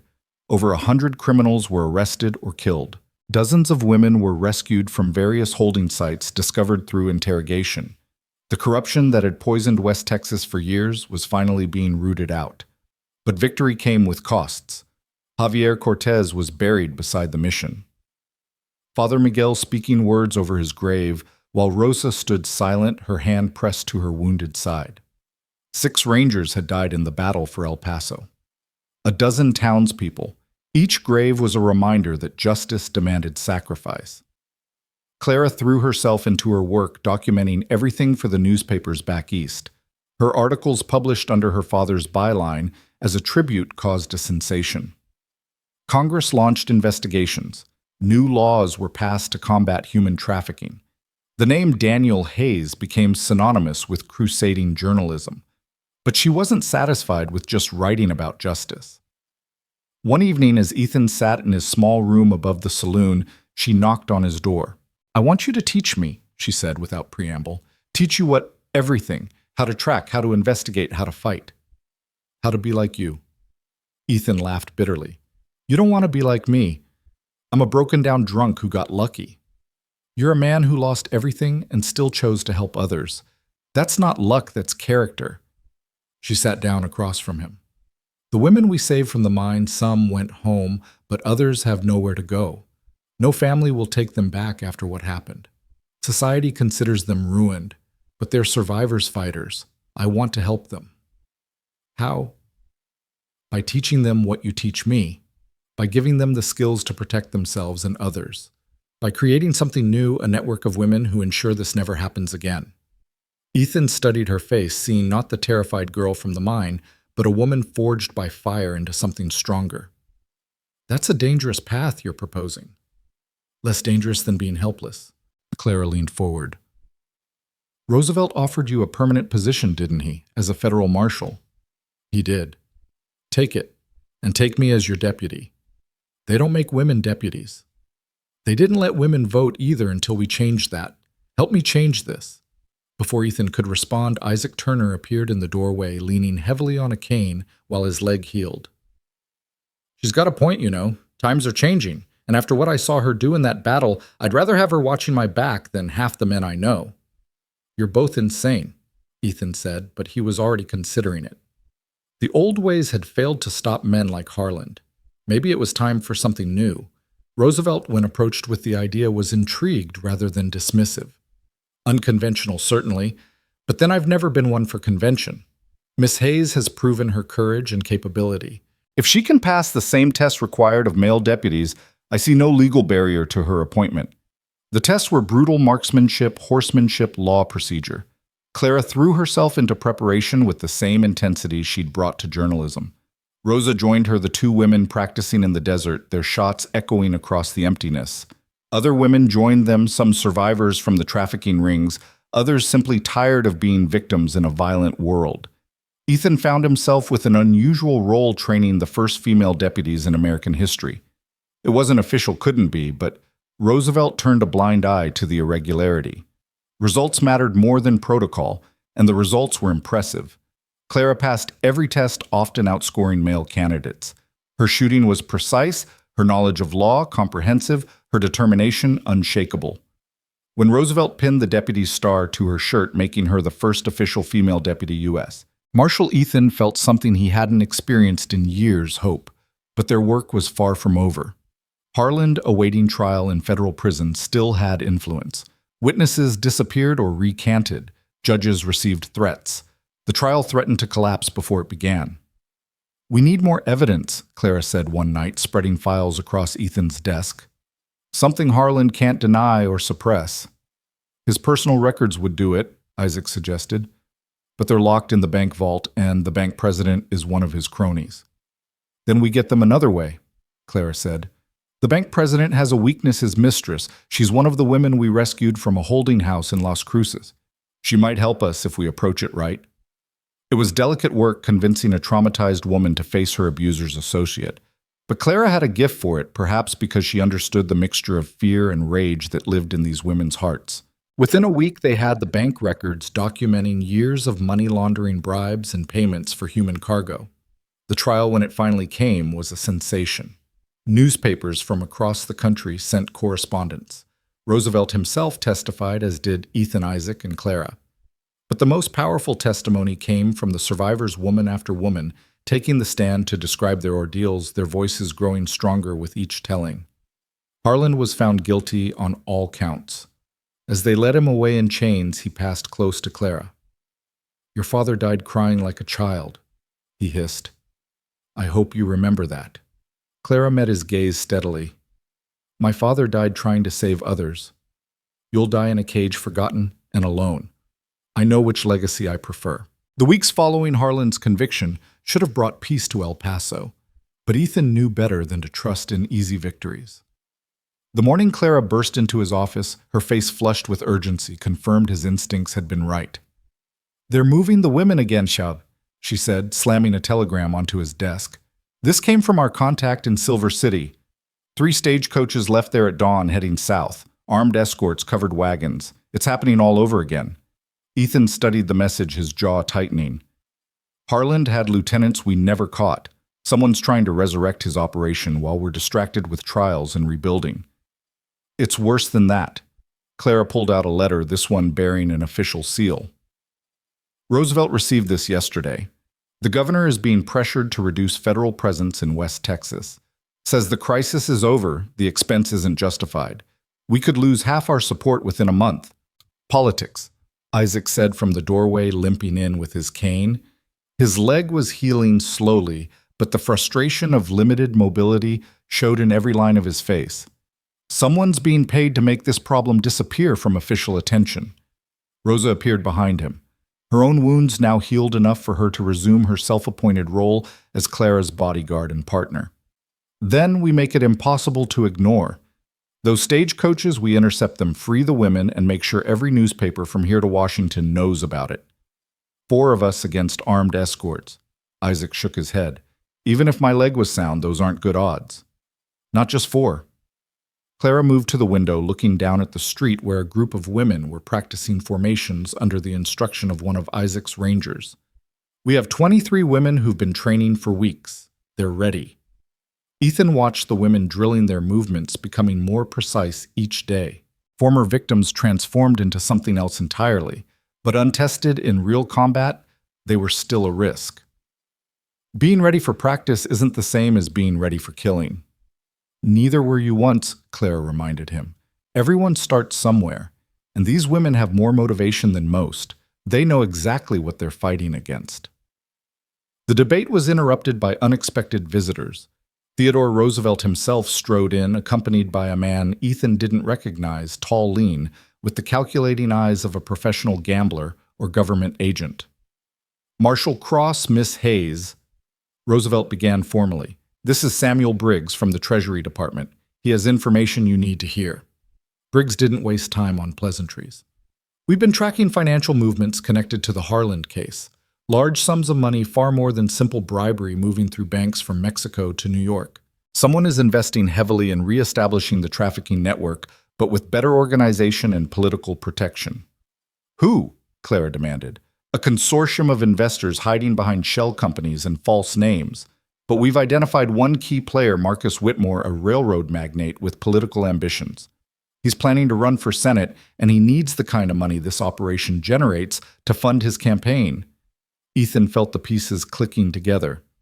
So he eliminates the federal presence, resurrects the trafficking, and uses the profits to buy himself a Senate seat. Precisely. But proving it requires catching him in the act. Those stagecoaches your contact mentioned, they're heading to a new auction site. Whitmore's private rail car scheduled to depart from Columbus in 3 days. Columbus is right on the Mexican border, Isaac observed. Easy to move merchandise either direction, hard for law enforcement to operate effectively. But Roosevelt's expression was grim. Officially, I can't authorize an operation outside my jurisdiction. Unofficially, if a group of concerned citizens happen to prevent a crime in progress, and if evidence of larger corruption happened to surface, he let the implication hang. We'll need more than good intentions, Ethan said. Columbus is 3 days hard riding, and we don't know how many guns Whitmore has. Then it's fortunate I brought friends, Roosevelt smiled. There's a regiment of Buffalo soldiers training near Fort Hancock. Their commander owes me a favor. They'll be conducting exercises near Columbus starting tomorrow. Purely coincidental, of course. After Roosevelt and Briggs departed, the office erupted in planning. Maps were spread routes, calculated contingencies discussed. But Clara noticed Ethan had gone quiet, staring at something in Harland's old case files. What is it? She asked. He held up a photograph, a group of men at what appeared to be a social gathering. Harland was there, but Ethan was pointing at another face. Calvin Morse. I thought he died in the Hacienda raid, but I never saw the body. If he's alive, who is he? Harland's strategist. West Point educated, served under Lee in the war. If he's planning Whitmore's security, this won't be simple. Morse doesn't make mistakes. Clara studied the photograph, memorizing the face. Then we'll have to make him react to us instead of the other way around. Force him into decisions he hasn't planned for. That night, as they prepared to depart, Father Miguel arrived at the marshal's office with unexpected companions, 6 Apache warriors led by a chief Ethan recognized with shock. Broken Arrow. I thought you were on the reservation in Arizona. The Apache leader's weathered face remained impassive. The reservation agent is dead, killed by white men who came looking for women to steal. My daughter was among those taken. His dark eyes burned with controlled fury. I hear you hunt these men. We will hunt with you. The addition of Apache scouts changed everything. They knew paths through the desert that no map showed could track in conditions that would blind white men, and their reputation alone would terrify Whitmore's hired guns. The combined force set out before dawn. Ethan, Clara, Rosa, 6 Apache warriors, and 15 of the trained women volunteers. Isaac remained in El Paso to coordinate with Roosevelt and maintain the pretense that nothing unusual was happening. The journey to Columbus pushed everyone to their limits. The desert in late summer was brutal water, scarce shade, non-existent. But the women who'd survived Harland's captivity didn't complain. They'd endured worse than heat and thirst. On the second night, camped in a dry riverbed, Broken Arrow's scouts brought disturbing news. Many riders, the lead scout reported in broken English, moving fast from the south. Mexican army uniforms, but not soldiers. Mercenaries. How many, Ethan asked. 40, maybe 50. They go to the same place you go. Clara cursed under her breath. Whitmore's bringing in reinforcements from Mexico. We'll be outnumbered 2 to 1. 3 to 1, Rosa corrected, pointing to dust on the northern horizon. More riders coming, but these riders proved to be unexpected allies. As they approached, Ethan recognized the lead figure, Sergeant Washington from the Buffalo Soldiers, a man he'd served with briefly during the Indian Wars. Colonel Roosevelt thought you might need help, Washington said with a grin. Officially, we're just passing through. Unofficially, my boys haven't had a good fight in months. The combined force now numbered nearly 60, evening the odds considerably. But as they approached Columbus, it became clear that Morse had prepared extensively. The town itself was fortified guards at every approach, and Whitmore's private train sat in the center like an iron fortress on rails. Through field glasses, Clara could see women being loaded into cattle cars, chains on their ankles, terror in their faces. Among them, she spotted a young Apache girl who must be Broken Arrow's daughter. The chief's face remained stone, but his hands gripped his rifle until his knuckles went white. Direct assault is suicide, Washington observed. Those train cars are armored, and they've got a Gatling gun mounted on the last car. Then we don't assault directly, Ethan said, a plan forming. Clara, how's your Spanish? Perfect. Why? Because you're about to become a Mexican officer's wife, and I'm your extremely wealthy husband interested in purchasing some very specific merchandise. The plan was audacious to the point of insanity. Clara and Ethan, posing as wealthy Mexican buyers, would approach openly while the others moved into position. The Apache would circle wide, cutting off escape routes. The Buffalo Soldiers would accidentally conduct maneuvers nearby, ready to respond to any bandit activity. Rosa and the women volunteers would infiltrate the town itself, hiding in buildings overlooking the train. Clara dressed the part perfectly, using clothes and jewelry taken from one of Harland's former estates. She looked every inch the wealthy, bored wife of a successful man who dabbled in dark trades. Ethan wore the uniform of a Mexican colonel, borrowed from supplies the Buffalo Soldiers had intercepted. They rode into Columbus openly, their arrival causing exactly the stir they'd hoped for. Guards scrambled to look professional. Word was sent to Whitmore immediately. Marcus Whitmore received them in his private rail car, a space decorated with obscene luxury crystal chandeliers, Persian rugs, furniture that belonged in a New York mansion, not a border town. He was younger than Ethan expected, perhaps 35, with the soft look of inherited wealth and the hard eyes of unlimited ambition. Colonel Herrera, Whitmore said in accented Spanish, accepting Ethan's false identity. I wasn't expecting additional buyers. My associates in Mexico City heard about your operation, Ethan replied in fluent Spanish, thanks to years on the border. We have specific needs. Young, unbroken, preferably American. My clients pay premium for such merchandise. Whitmore's eyes lit with greed. You've come to the right place. We have fresh stock just arrived. Would you care to inspect them?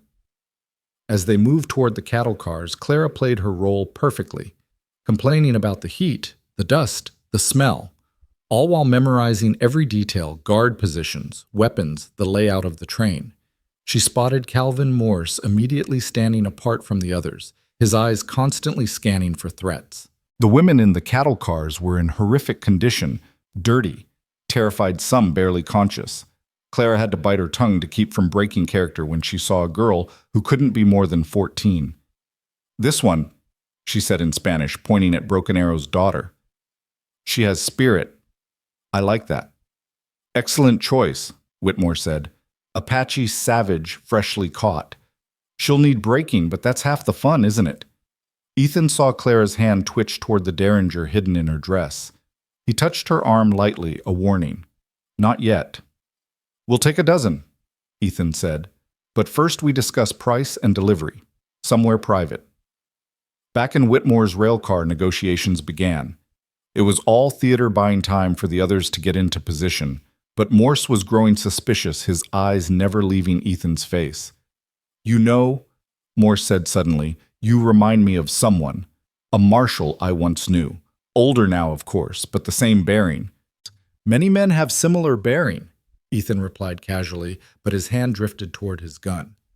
Perhaps, but that scar on your hand very distinctive. Got that from an Apache arrow. Didn't you, Marshal Cross? The moment froze. Then everything happened at once. Ethan flipped the table, sending papers and glasses flying. Clara's derringer appeared in her hand, firing twice. Whitmore screamed, clutching his shoulder. Morse dove for cover, his own gun clearing leather with professional speed. Outside, the Apache war cry split the air. Rifle fire erupted from the buildings as Rosa and the women opened up on the surprise guards. The Buffalo Soldiers' bugles sounded as they charged in their training exercise, suddenly becoming very real. Ethan and Morse exchanged shots in the confined space of the railcar splinters, flying as bullets punched through the ornate woodwork. Clara grabbed the wounded Whitmore, pressing her derringer to his head. Call them off, she demanded. "Tell your men to stand down." "You're dead." Whitmore gasped through his pain. "All of you, I have connections you can't imagine." "Your connections won't help you if your brains are decorating this carpet," Clara said coldly. Outside, the battle raged. The Apache had silently eliminated the sentries and were now fighting with terrible efficiency through the train guards. The Buffalo soldiers had formed disciplined firing lines, their volleys cutting down anyone who tried to flee toward the desert. And the women volunteers, these former victims, fought with a fury that surprised everyone, including themselves. Rosa personally led the assault on the cattle cars, shooting the locks off and freeing the prisoners. "Run!" she shouted in Spanish and English. "You're free. Run!" Some of the women were too broken to understand at first, but others grabbed their fellow prisoners, dragging them to safety. Broken Arrow's daughter, despite her chains, managed to grab a fallen guard's knife and free herself, then turned to help others. Inside the rail car, Morse had Ethan pinned down behind an overturned couch, methodically placing shots to keep him trapped. But he'd forgotten about Clara. She left Whitmore writhing on the floor and circled around using the car's luxury furnishings as cover. "You should have stayed retired, Cross Yen," Morse called out. "This new world isn't for old men with outdated morals." "Maybe not," Ethan replied, "but it's not for slavers either." Clara had worked her way behind Morse. She could shoot him in the back end it quickly, but something in her demanded he know who was ending him. Morse! He spun fast as a snake, his gun coming around, but Clara was already firing. Her first shot took him in the chest, spinning him around. The second dropped him to his knees. As he looked up at her, blood frothing on his lips, she said, "That's for my father, you son of a bitch!" Morse fell forward dead before he hit the Persian rug. Outside, the battle was ending. Whitmore's mercenaries, caught between Apache warriors, buffalo soldiers, and furious women with guns, broke and ran. Those who surrendered were quickly restrained. Those who didn't were cut down without mercy. Ethan emerged from the rail car, dragging the wounded Whitmore. Samuel Briggs appeared as if from nowhere, accompanied by federal marshals who'd been waiting for the signal. "Marcus Whitmore, Dios," Briggs said formally. "You're under arrest for violation of federal anti-slavery laws, conspiracy, bribery, and about 30 other charges we'll sort out later." "You can't prove anything," Whitmore gasped. "My lawyers will destroy you." Clara emerged with a leather satchel. "Your ledgers say otherwise. Every transaction, every bribe, every sale. You really should have burned these." Whitmore's face went white as he realized his meticulous record-keeping had doomed him. As the sun set over Columbus, the freed women were being tended by army medics and volunteers from the local churches. Broken Arrow stood with his daughter, neither speaking, but the chief's hand rested gently on her shoulder, a lifetime of words in that simple gesture. Roosevelt arrived as the cleanup was finishing, surveying the scene with satisfaction. "Outstanding work, all of you. Whitmore's arrest will send shockwaves through the entire network. We've got names, dates, financial records enough to pursue investigations in 6 states. "It's not over," Clara said, exhaustion evident in her voice. "There are always more like him." "No, it's not over," Roosevelt agreed. "But today you've struck a blow for justice that will be felt for years. Your father would be proud, Miss Hayes." That night, as they camped outside Columbus, Ethan found Clara standing alone looking at the stars. The derringer that had saved their lives hung loose in her hand. "First time gets easier," he said quietly. "Or so they say." "Does it?" She looked at him. "You've killed many men. Does it get easier?" "No. It gets necessary sometimes, but never easy. The day it becomes easy is the day you lose yourself." "I don't feel guilty," Clara admitted. "Morse Voss, they were monsters, but I don't feel victorious either. Just empty. That's the cost of this life. Each killing takes a piece of you, even when it's justified. The trick is making sure you keep enough of yourself to remember why you fight." Rosa approached, leading a young woman, one of the freed prisoners. She was Mexican, perhaps 20, with intelligent eyes despite her ordeal. "This is Maria," Rosa said. "She has information you need to hear." Maria spoke in rapid Spanish, which Rosa translated. "She says there are more camps, more operations, not just in Texas, Arizona, New Mexico, California. Whitmore was just one tentacle of something much bigger." Ethan and Clara exchanged glances. Their work was far from over. There's something else, Maria continued through Rosa. They talked about a gathering, all the major operators coming together in San Francisco in 2 months, something about reorganizing after the losses here. San Francisco is a long way from Texas, Ethan observed. Then we'd better start writing, Clara replied. Over the following weeks, as Whitmore's trial dominated headlines and his network crumbled, Clara and her growing band of female deputies became legend in the Southwest. Newspapers called them Hayes' Angels, or the Furies of Texas, depending on their political leanings.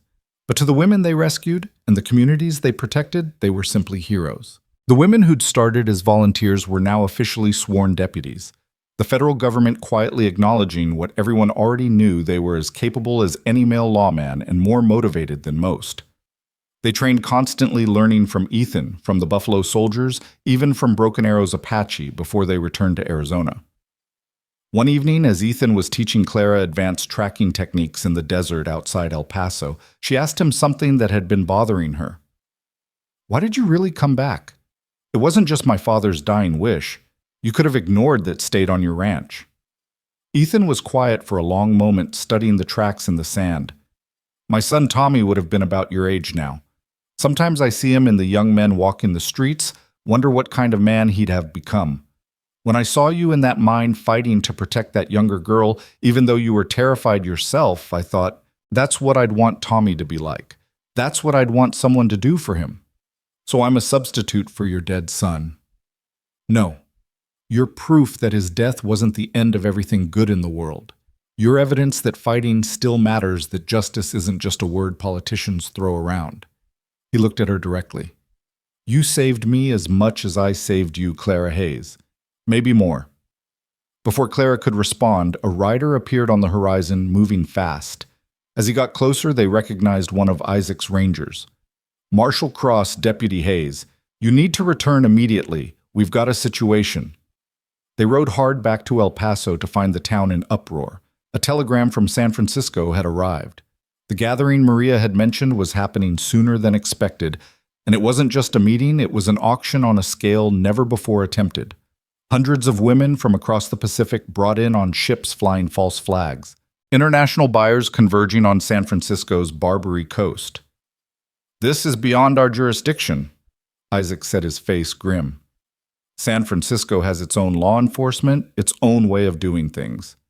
"The hell with jurisdiction," Clara said. "We're going." "It's not that simple. The Barbary Coast is run by the Tong's Chinese criminal organizations. They don't take kindly to outside interference, especially from federal law enforcement." "Then we don't go as law enforcement," Ethan suggested. "We go as buyers investigators, whatever it takes." Roosevelt, when contacted by telegraph, was cautiously supportive. "Officially, you're on leave visiting San Francisco for personal reasons. Unofficially, I'm sending Briggs with Treasury backing. If you can document what's happening, we can bring in federal forces." As they prepared for the journey to San Francisco, more volunteers appeared. Women they'd rescued from various operations, now armed and trained, wanting to be part of the fight. Even some of the Buffalo Soldiers volunteered to escort them as far as California. The night before departure, Father Miguel held a service for them.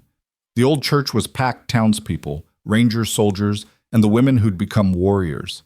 He spoke about David and Goliath, about the power of righteousness against overwhelming odds. "You go to face giants," he said, looking directly at Clara and Ethan. "But you do not go alone. You carry with you the prayers of all those you've saved and all those yet to be saved." After the service, as people filed out, Clara noticed a familiar figure in the back, Judge Harland's wife, dressed in black. The woman approached hesitantly.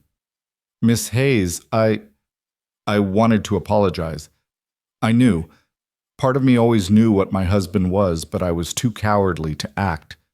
Clara's first instinct was anger, but looking at the woman's haunted face, she found only pity. "Your husband made his choices.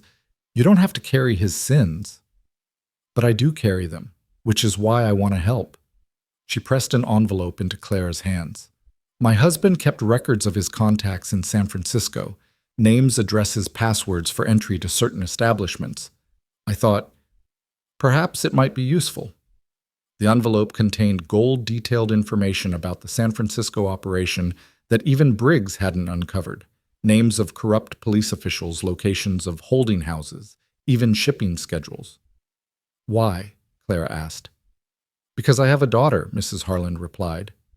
"She's 14. When I think what could have happened to her if she'd been poor, if she hadn't had my protection," she shuddered. "Stop them, Miss Hayes. Stop them all." The morning of departure came too quickly. 60 riders set out from El Paso. Marshals, deputies, volunteers, and soldiers. They were heading into the unknown against an enemy more organized and ruthless than anything they'd faced before. As they rode, Clara pulled alongside Ethan. "Are you afraid?" "Always. Fear keeps you sharp, keeps you alive. But you never show it." "Neither do you anymore." He smiled slightly. "You've grown from that terrified girl in the mine into something formidable, Clara. Your father would be amazed." "What about you?" "Are you amazed?" "No. I saw it in you from the beginning, that core of steel. All you needed was tempering." Ahead, the trail stretched toward California, toward San Francisco, toward a confrontation that would determine whether their victories in Texas were the beginning of real change or just a temporary setback for an evil that would adapt and endure. Behind them, El Paso continued its transformation, the rule of law slowly replacing the rule of fear. It wasn't perfect. It never would be, but it was better. And sometimes Ethan reflected better was all you could ask for. Better was worth fighting for. Better was worth dying for. As the sun climbed higher, turning the desert gold, the column pressed on. They were no longer just lawmen and volunteers. They were an army of the righteous riding toward a war that most people didn't even know was being fought. But they knew. And they would not stop until every chain was broken, every captive freed, every slaver brought to justice. The road to San Francisco would be long and dangerous, but they would ride it together, united in purpose, bonded by shared trauma and shared triumph. And when they arrived at the gates of the Barbary Coast, the criminals waiting there would learn what Texas had already discovered, that justice once awakened was a force more powerful than all their guns and gold combined. The journey to San Francisco tested them in ways the desert never had. 3 weeks into their travel, as they crossed into California territory, the landscape changed from barren wilderness to golden hills dotted with oak trees. But it was the human landscape that proved most challenging. "Riders coming," Rosa announced from her position as forward scout. 20, maybe more, moving to intercept. Ethan raised his field glasses, studying the approaching group. They wore no uniforms, but their formation was military precise. At their head rode a man in an expensive suit flanked by hard-faced gunmen. "State your business," the leader called out when they were within earshot. He was Chinese, speaking accented but clear English, his hand resting casually on an ivory-handled revolver. "Traveling to San Francisco," Ethan replied evenly. "Personal business." The man's eyes swept over their group, taking in the mix of races, the armed women, the military bearing of the Buffalo Soldiers. 60 armed riders is not personal business. You are law. "Some of us," Clara said, riding forward. "Is that a problem?" "In California, federal badges mean little. San Francisco has its own laws, its own justice." The man's smile held no warmth. "I am Chenway, representative of the 6 companies. You will follow us." It wasn't a request. Chenway's men spread out effectively, surrounding them. Any resistance would mean a bloodbath. "We follow Ethan decided, giving the others a look that said, "Be ready." They were led not to San Francisco proper, but to a compound in the hills outside the city. It was part fortress, part mansion with guards at every corner and windows that watched everything. Inside the main building, they found themselves in a room that seemed transported from ancient China silk tapestries, carved jade, the sweet smell of incense. An elderly Chinese man sat behind a massive desk, his fingers steepled as he studied them. When he spoke, his English was perfect, cultured. "Marshal Cross Deputy Hayes, your reputation precedes you. I am Lin Zhao, head of the 6 companies. You've caused quite a stir among certain business associates of mine." "If your business associates include slavers and human traffickers, then good," Clara said bluntly. Lin Zhao's expression didn't change. "You Americans are so quick to judge what you don't understand. The women who come through San Francisco seek better lives. We provide opportunity." Opportunity, Rosa spat. Chained in ship's holds, sold like cattle. Some arrangements are more voluntary than others, Lin Zhao admitted. But you've come at an interesting time. There are those within our organization who share your concerns about the more distasteful aspects of the trade. Ethan leaned forward. You're saying you want to help us. I'm saying that war is bad for business. Your presence here, especially with federal backing, threatens to bring unwanted attention. Perhaps we can reach an understanding. What kind of understanding? Clara asked suspiciously. The auction you're investigating, it's not sanctioned by the 6 companies. A rogue element led by a man named Viktor Kozlov, Russian, with connections to corrupt shipping companies. He's partnered with certain American interests you've already damaged. Lin Zhao stood moving to a window that overlooked the compound. Help us eliminate Kozlov, and we'll help you save the women. Why should we trust you? Ethan asked. Because without us, you'll never get into the Barbary Coast alive. It's a maze of tunnels, hidden passages, and trapdoors. Every building has 3 exits, every room a hidden weapon. You need guides who know the terrain. Chen Wei added, and because some of the women Kozlov has taken are Chinese, daughters of merchants who refuse to pay his protection money. This has become personal for us as well. Before anyone could respond, Samuel Briggs spoke from where he'd been silently observing. The Treasury Department would view cooperation with local authorities favorably, especially if it resulted in breaking an international trafficking ring. It was pragmatism over principle, and it left a bad taste in Ethan's mouth. But looking at Clara, he saw she understood the necessity. Sometimes you had to work with smaller devils to defeat greater ones. Fine, Ethan said. But we do this our way. Any woman who wants freedom gets it regardless of existing arrangements. Non-negotiable. Lin Zhao smiled thinly. Agreed. Chen Wei will be your liaison. The auction is tomorrow night in the old Paramount Theater on the coast. Kozlov has 300 guests coming, each paying $10,000 just to attend. 300 buyers, Clara paled. How many women? Our sources say at least 200. Ships have been arriving all week from across the Pacific. Chen Wei spread out a map of the Barbary Coast. The theater has been fortified, 50 guards, maybe more.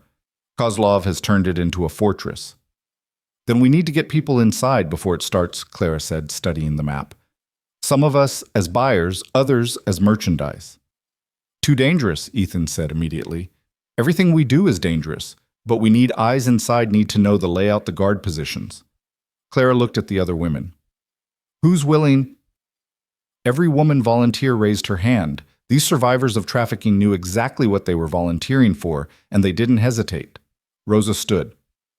I'll go in as merchandise. My appearance fits what these bastards expect. As will I, said Maria, the woman they'd rescued in Columbus. I know how to play broken. It might give us an advantage.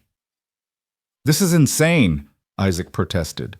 His leg had healed enough for him to make the journey, though he still walked with a slight limp.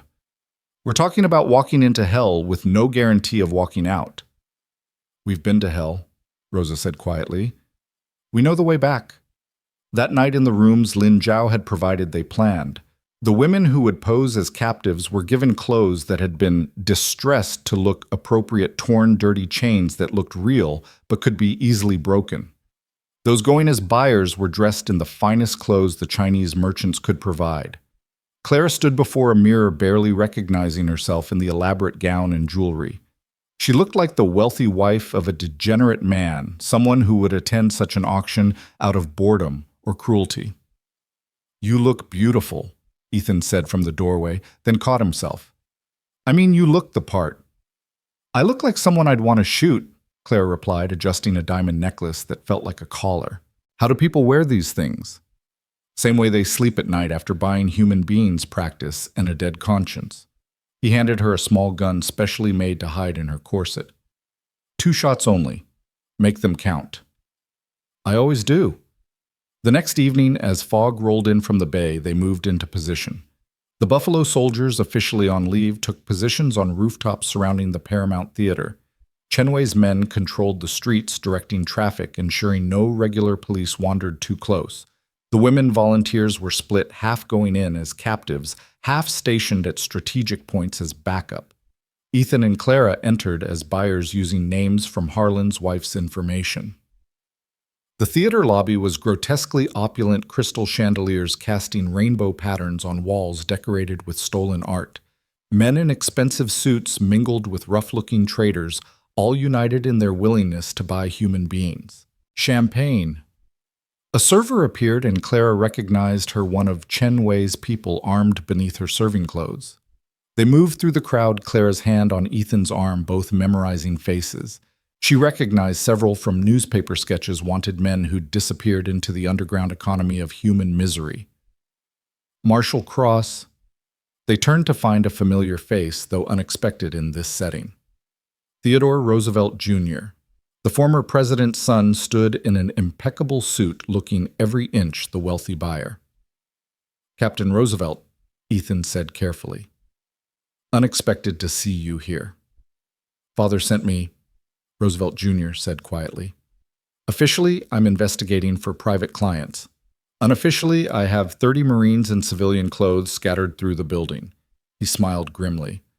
Father doesn't believe in half measures.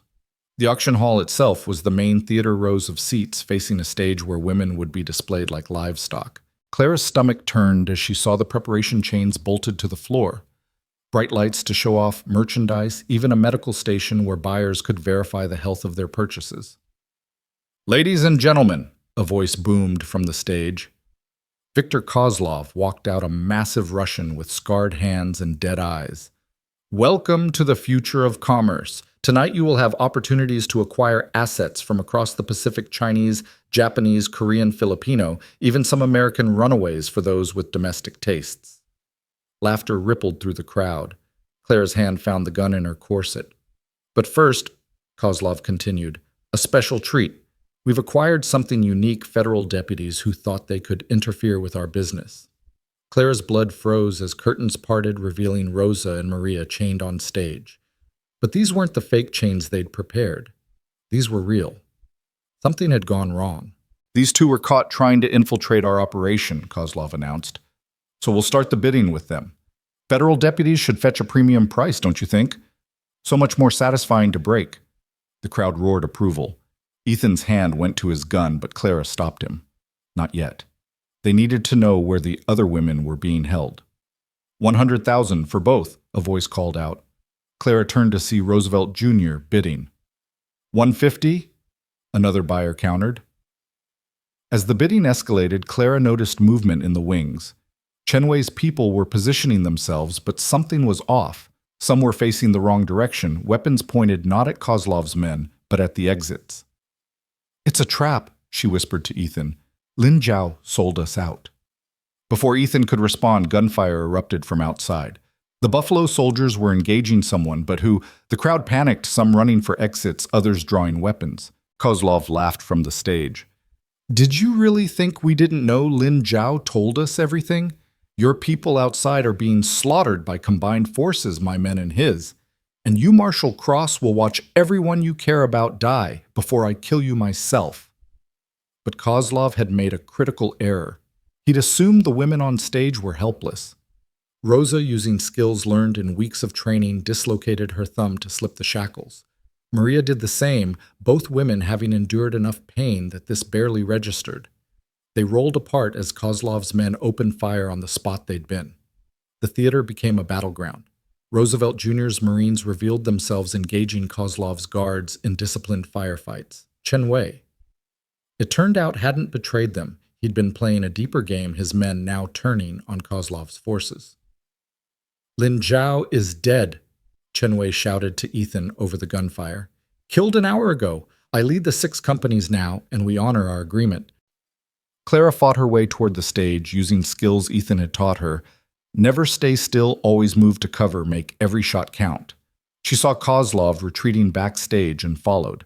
The backstage area was a maze of corridors and dressing rooms. Clara could hear crying. The women were here somewhere.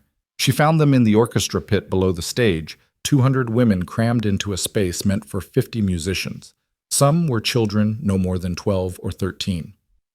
Everyone stay calm, Clara said in multiple languages she'd learned. We're getting you out. But Kozlov appeared behind her, his gun raised. Stupid woman. You think you're saving them. There will always be men like me, always be women to sell. You're fighting human nature itself. Maybe, Clara said, her hand inching toward her hidden gun. But we're winning. She drew and fired in one motion, her shot taking Kozlov in the shoulder, spinning him around. His return fire went wide, shattering a mirror. Before he could fire again, Rosa appeared, having tracked them from the stage. Her shot was perfect between the eyes. Kozlov dropped like a felled tree. That was for Javier, Rosa said quietly. The battle for the Paramount Theater lasted another hour. When the smoke cleared, 30 of Kozlov's men were dead, 20 captured. The casualties on their side were lighter, but still painful. 3 Buffalo soldiers, 5 of Chen Wei's men, 2 of the women volunteers. But they'd saved 200 women. The aftermath was chaos. San Francisco police arrived then, federal marshals, then newspaper reporters who'd been tipped off by Roosevelt Jr. The story exploded across the nation. A massive international trafficking ring broken hundreds, saved corruption exposed at every level. Chen Wei kept his word. The women who wanted to leave were given passage home or to wherever they chose. Those who had nowhere to go were offered legitimate work in Chinese businesses with fair wages and protection. Standing on the docks a week later, watching ships depart with women returning to their homes, Clara felt the exhaustion of months of fighting finally catching up. Ethan stood beside her, equally worn. "It's not over," she said, watching the sun set over the Pacific. "It never is. We stopped this ring, but there are others. There always will be. Then we keep fighting. We keep fighting." Isaac approached a telegram in his hand. From Roosevelt. He's proud of what we accomplished. Also, there's a situation in Chicago, something about forced labor in the stockyards, children disappearing. Clara and Ethan exchanged glances. No rest for the righteous. But before they could respond, a commotion erupted nearby. A young Chinese woman was arguing with dock workers trying to get to them. Chen Wei's men let her through. She was perhaps 19, dressed in American clothes, but clearly Chinese. When she spoke, her English was perfect. "Deputy Hayes, I'm Lucy Chen Wei's daughter. I want to join you." "Join us?" Clara was surprised. "I was educated at Berkeley. I speak 4 languages. I can shoot, ride, and fight. My father made sure of that. And I know what you're fighting. My best friend was taken by Kozlov's people. You saved her." Lucy's eyes burned with determination. "Let me help save others." Clara looked at Ethan, who shrugged. "We could use the help. And having someone with connections to the Chinese community could be valuable." "Can you handle violence?" Clara asked bluntly. "This is an adventure. It's watching people die, sometimes killing them yourself. It changes you." "I watched my friend dragged away screaming while I hid like a coward," Lucy replied. "I'm already changed. At least this way, the change means something." Rosa stepped forward, studying the young woman. "She has steel in her. I can see it. We all started somewhere." And so their group grew by one more. As they prepared to leave San Francisco, heading toward whatever horror awaited in Chicago, Clara reflected on how much had changed since that night in the mine. She'd been a terrified captive then. Now she was a federal deputy with a growing reputation, leading a unit of women who'd transformed trauma into purpose. The train that would take them to Chicago sat waiting at the station. Roosevelt Jr. saw them off, shaking hands with each of them. "You've done something remarkable here," he told Clara. "You've proven that women can be warriors for justice just as effectively as men.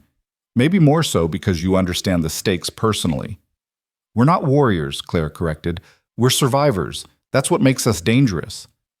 As the train pulled away from San Francisco, Clara found herself in a private compartment with Ethan planning their approach to Chicago. The stockyards were a different kind of hell from what they'd faced industrial rather than frontier, with corruption running from the factory floor to City Hall. "You know, we're probably going to die doing this eventually," Ethan said quietly. "The odds get worse each time." "I know," Clara replied. "But what else would we do? Go back to normal lives, pretending we don't know what's happening in the shadows?" "I can't do that. Can you?" "No, I tried that for 10 years. It nearly killed me slower than any bullet would." There was a knock at the compartment door. Maria entered with news that made Clara's blood run cold. "I've been talking to some of the women we freed. 3 of them are from Chicago. They say the stockyard situation is worse than we thought. It's not just forced labor. They're using the rendering plants to dispose of people who try to escape or resist. Dispose? Ethan's jaw clenched. Ground up with the animal waste. No bodies, no evidence. Maria's face was pale. They say hundreds have disappeared.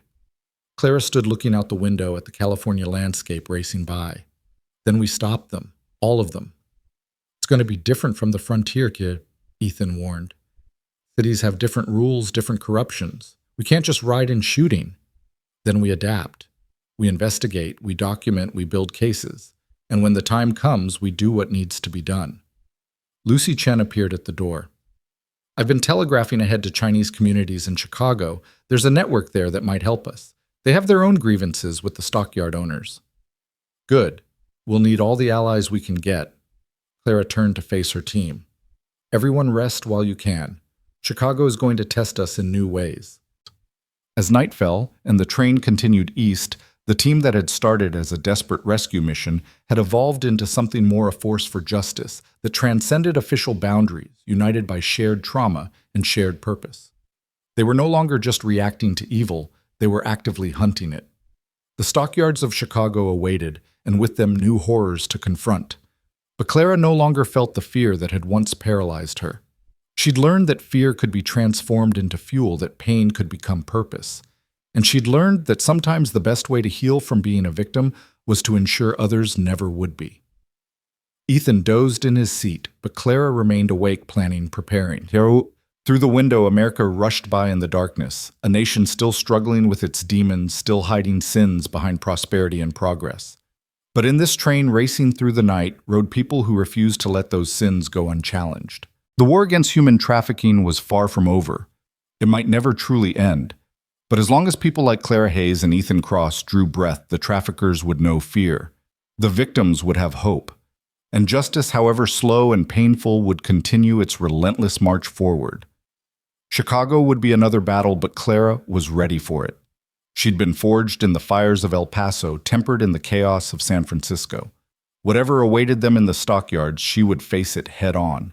The train whistle howled through the night, a war cry announcing their approach. The traffickers of Chicago had no idea what was coming for them.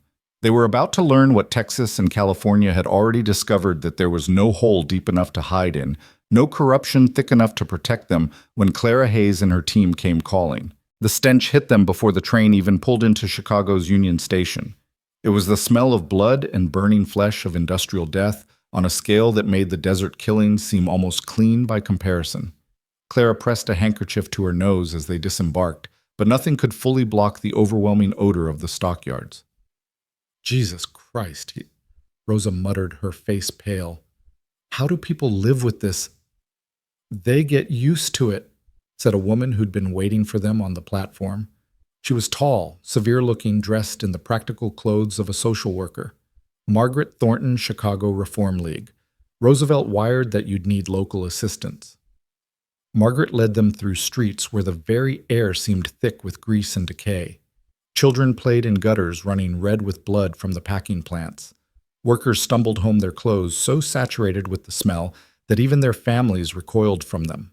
The stockyards employ 30,000 people, Margaret explained as they walked. Mostly immigrants, Polish, Irish, Lithuanian. They work 16-hour days for pennies, and when they die or disappear, there's always someone desperate enough to replace them.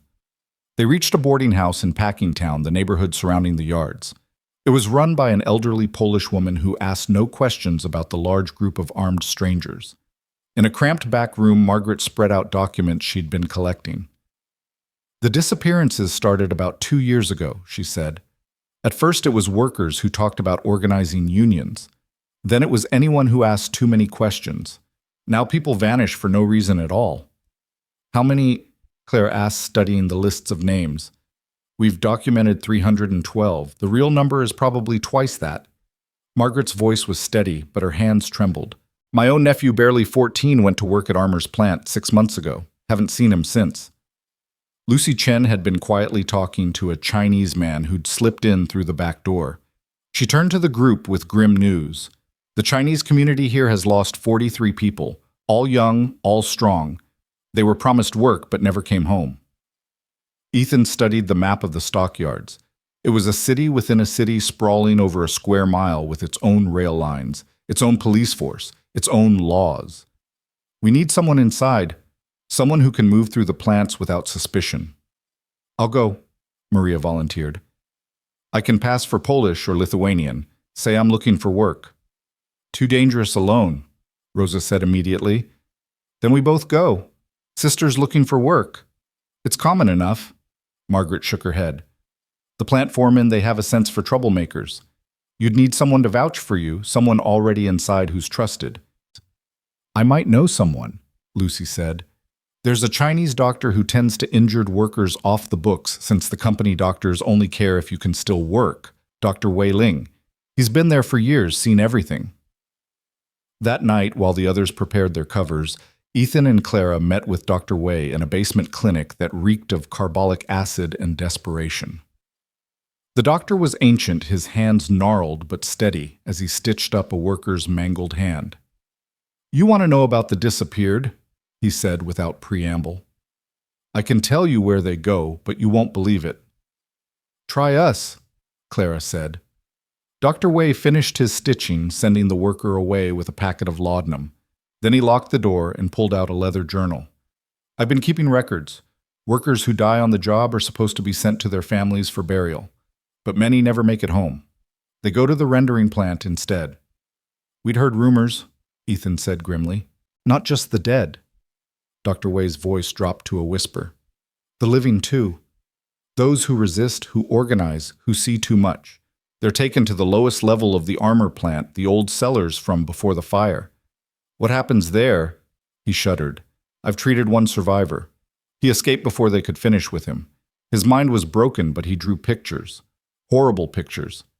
He showed them sketches that made Clara's stomach turn. Medieval torture devices updated with industrial efficiency. Assembly lines of horror where human beings were processed like cattle. Who's running this? Ethan demanded.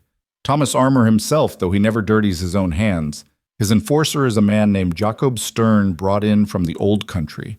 They say he learned his trade in the Tsar's prisons, perfecting ways to make men beg for death. Clara stood abruptly needing air, but there was no clean air in Packingtown. We're going in tomorrow. All of us. We end this. It's not that simple, Margaret warned. Armour owns the police, the judges, the mayor's office. You'd need an army. Then we'll build one, Clara said. The workers, the families of the disappeared, the immigrants who've been terrorized into silence. They all have grievances. We give them hope, and they'll give us numbers. The next morning, infiltration began on multiple fronts. Maria and Rosa, using forged documents Dr. Wei provided, got jobs in the canning section of the armor plant. Lucy and several of the women volunteers spread through Packingtown, making contact with families of the missing. Isaac, despite his limp, worked his federal connections trying to get official backing for a raid. Ethan and Clara took a more direct approach. Dressed as wealthy buyers, interested in investing in the meatpacking industry, they arranged a tour of the armor facility with Thomas Armour himself. Armour was exactly what Clara expected, soft, pale, with the kind of casual cruelty that came from never having to face consequences. He led them through the upper levels of the plant, proudly showing off the killing floors where cattle were slaughtered with mechanical precision. Efficiency is everything, Armour explained, gesturing at the production lines. Every part of the animal is used, nothing wasted. It's the future of American industry. Every part? Clara asked innocently. I've heard you found even more innovative ways to maximize profit. Armour's eyes sharpened, but his smile never wavered. We're always exploring new methods. Perhaps you'd like to see our experimental facilities. They're not part of the usual tour. Ethan and Clara exchanged glances. This was either an opportunity or a trap. They were led deeper into the plant past the main killing floors to older sections that predated the Great Fire. The smell changed from blood and meat to something else, chemicals decay, and underneath it all, fear. This is where we conduct special projects, Armour said, unlocking a heavy door. Projects that require discretion. The room beyond was a nightmare made real. It was set up like a grotesque parody of the killing floor above, but the chains and hooks were sized for humans, not cattle. Dark stains covered the concrete floor despite obvious attempts at cleaning. Impressive, isn't it? Armour said, watching their reactions. We process problems here. Union organizers, thieves, anyone who threatens our operation. Would you like a demonstration? Before they could respond, men emerged from the shadows, a dozen of them all armed. At their head was Jacob Stern, a mountain of a man with dead eyes and scarred hands. Did you really think we didn't know who you were? Armour asked, his polite mask finally dropping. Marshal Cross and Deputy Hayes, the famous crusaders. Your reputation precedes you, but it ends here. You're making a mistake, Ethan said calmly, his hand inching toward his gun. No, you made the mistake coming here. Chicago isn't some frontier town where you can play hero. This is the future industrial efficient, unstoppable. Armour nodded to Stern. Process them, slowly. I want to watch. But Armour had underestimated them. Clara had been leaving a trail of marked coins throughout their tour, a signal Lucy Chen had been following from outside. The Chinese girl's expertise with explosives learned from her father's mining operations was about to prove invaluable. The first explosion rocked the building somewhere above them, then another and another. Lucy was systematically destroying the support structures of the old section, just as they'd planned if things went wrong. In the chaos, Ethan drew and fired, dropping 2 guards before they could react. Clara produced the gun hidden in her dress, putting a bullet in Stern's shoulder as he charged toward them. The man barely flinched, still coming like a freight train. Run! Ethan shoved Clara toward a side door as more explosions shook the building. Chunks of ceiling began falling, and the carefully maintained industrial order dissolved into panic. They burst into a corridor filled with smoke and fleeing workers. Maria and Rosa appeared from another direction, having heard the explosions and abandoned their cover. The prisoners, Maria shouted over the noise. We found them. This way. They followed her deeper into the old section where a hidden door led to sub-basements that shouldn't exist. The smell here was overwhelming human waste, fear, desperation. In cells that had once stored ice to preserve meat, they found them. 43 people, maybe more, in conditions that made the mine in Texas look humane. Get them out! Clara ordered, shooting locks off cages. The building's coming down. Some prisoners could walk. Others had to be carried. They formed a human chain, passing the weakest hand to hand toward the surface. Above more explosions, the women volunteers were using their entire supply of dynamite, turning the armor plant into rubble. As they emerged into daylight, Clara saw something that gave her hope. The workers weren't fleeing, they were fighting. The explosions had been a signal, and years of suppressed rage erupted. Thousands of stockyard workers attacked their overseers with whatever tools they had, knives, hooks, hammers. It was revolution, bloody and chaotic. Thomas Armour tried to escape in his private carriage, but a mob of Polish women whose husbands had disappeared pulled him into the street. Clara didn't watch what happened next, but his screams were brief. Jacob Stern proved harder to kill. Despite his wounded shoulder, he carved a path through the crowd, with a cleaver trying to reach Clara. It was Rosa who ended him, emptying her revolver into his chest. Even then, he took 3 more steps before finally falling. Like Javier used to say, Rosa muttered, reloading, some devils need killing twice. The battle for the stockyards lasted until sunset. When federal troops finally arrived, summoned by Isaac's urgent telegrams, they found a scene from Dante's Inferno. The armor plant was in ruins. Hundreds were dead or wounded. The surviving managers and overseers were either fled or hanging from the lampposts, rough justice delivered by those they'd terrorized. But they also found evidence. Margaret Thornton and Lucy Chen had secured Armour's private offices before they burned, retrieving ledgers that documented everything: the murders, the human rendering, the bribes to city officials. It was enough to trigger federal intervention on a massive scale. In the aftermath, as Chicago burned with riots that would reshape the city's labor movement, Clara stood in the ruins of what had been Armour's torture chamber. Ethan found her there, staring at the twisted metal and broken concrete. We did it, he said quietly. We saved them. 43 people, Clara replied, out of hundreds who disappeared. That's not victory, that's just less defeat. It's more than that. Look around. The workers are taking back their dignity. Things will change because of what happened here today. Will they, or will the owners just get smarter, more careful? Clara kicked at a piece of rubble. Every time we win, I realize how much bigger this is. It's not just trafficking or slavery. It's the whole system that sees people as things to be used and discarded. Margaret Thornton approached her practical dress, now torn and blood-stained, but her bearing still dignified. "Deputy Hayes, there's someone who wants to speak with you." She led them to where the rescued prisoners were being treated. Among them was a young man, perhaps 20, with the hollow eyes of someone who'd seen too much. "You're Clara Hayes?" he asked in accented English. "The one who writes the articles?" "I am." "My name is Stanislaw. They took me because I tried to organize a union, but in that place I met others. They told stories of more places like this. Detroit, Pittsburgh, Baltimore. All the industrial cities have their secrets. They're disappeared, their hidden chambers." Clara felt the weight of it settling on her shoulders. "Tell me everything." As Stanislaw began his litany of horrors, Roosevelt Jr. arrived with federal marshals, having rushed from Washington at his father's command. He surveyed the devastation with grim satisfaction. "Congress will have to act now," he told Clara and Ethan. "This is too big to ignore. Father is already drafting legislation using your reports as foundation."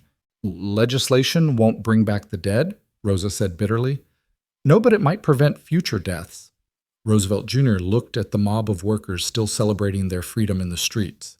"You've started something here, not just about trafficking, but about human dignity workers' rights. The powerful are afraid now." "Good," Claire said. "They should be." That night in Margaret's boarding house, the team gathered to plan their next move. The intelligence from the rescued prisoners painted a picture of a nationwide network of industrial slavery hidden beneath the veneer of American progress. "We can't fight them all," Isaac said pragmatically. "We're one small group against an entire system." "Then we grow, Claire replied. "Every city we go to, we train locals, leave behind people who can continue the fight. We're not just rescuing victims anymore. We're building an army of the righteous." Lucy Chen had been corresponding with reform movements across the country. "There are groups like Margaret's in every major city. They just need coordination training hope. We can provide that." "It's dangerous," Ethan warned. "The bigger we get, the bigger a target we become. The industrialists won't just fight back, they'll try to destroy us entirely." "Then we become too essential to destroy," Clara said. "We make ourselves so public, so vital to the reform movement, that killing us would cause more problems than letting us live." Over the following days, as Chicago struggled to restore order, Clara worked with journalists from across the nation who'd come to cover the story. Her articles, now published in dozens of newspapers, became rallying cries for reform movements everywhere. But the industrialists weren't passive. On their last night in Chicago, assassins came for them. Professional killers, not the thugs they'd faced before. The boarding house became a battleground, furniture splintering under gunfire, walls peppered with bullet holes. It was the women volunteers who saved them. These survivors of trafficking had developed an almost supernatural awareness of danger, and they'd been keeping watch. When the assassins struck, they were ready. The fight was brief but vicious. Maria took a bullet in the arm but kept fighting. Lucy's explosives, smaller but precisely placed, took out half the attacking force. Rosa, magnificent in her fury, held the stairs single-handedly, while others escaped to better positions. When it was over, 12 assassins lay dead, and a message had been sent. Clara Hayes and her people were not easy targets. The next morning, as they prepared to leave Chicago for Detroit, where new horrors awaited investigation, Ethan pulled Clara aside. "I've been thinking about what you said about building an army. It's going to require sacrifice. Not everyone will survive." "I know," Clara replied. "But living in fear while others suffer isn't really living at all. My father knew that. You taught me that. Your father would be proud of what you've become." "Would he? I've killed people, Ethan. I've become hard in ways that would have horrified him." "You've become what the times demanded. That's not hardness, that's strength." He looked out at their team loading weapons and supplies for the journey ahead. "We all have." As their train pulled out of Chicago, the city still smoldered behind them, both literally and figuratively. The stockyard owners were already bringing in strikebreakers, trying to restore their brutal order. But something had fundamentally changed. The workers had tasted freedom, had seen their oppressors bleed. That knowledge couldn't be taken back. In her private compartment, Clara wrote in her journal, documenting everything for the book she would eventually publish. "Chicago taught us that industrial evil requires industrial resistance. We cannot simply rescue individuals, we must transform systems. The path ahead is longer and bloodier than I imagined when Father died in that El Paso alley.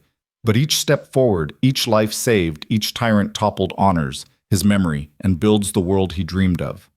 Detroit waited with its own automotive hells, its own disappeared immigrants, its own hidden chambers where human beings were ground up in the gears of progress.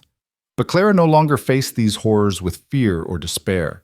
She faced them with determination, with strategy, with an ever-growing network of allies who refused to accept that suffering was the price of prosperity. The war for America's soul was far from over. In boardrooms and back alleys and factories and farms, the battle between those who saw humans as commodities and those who insisted on human dignity would continue.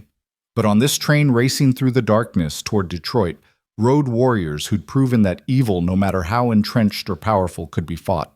Clara closed her journal and checked her weapons. Tomorrow would bring new battles, new horrors, new tests of their resolve.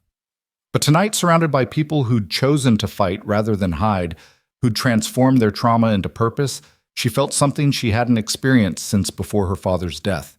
Not happiness exactly, but something better. She felt unstoppable. The industrial titans thought they'd built fortresses of steel and concrete protected by money and political power. They were about to learn what the frontier had already discovered, that no fortress could stand when Clara Hayes came calling, especially now that she brought with her an army of the rescued, the righteous, and the absolutely unafraid.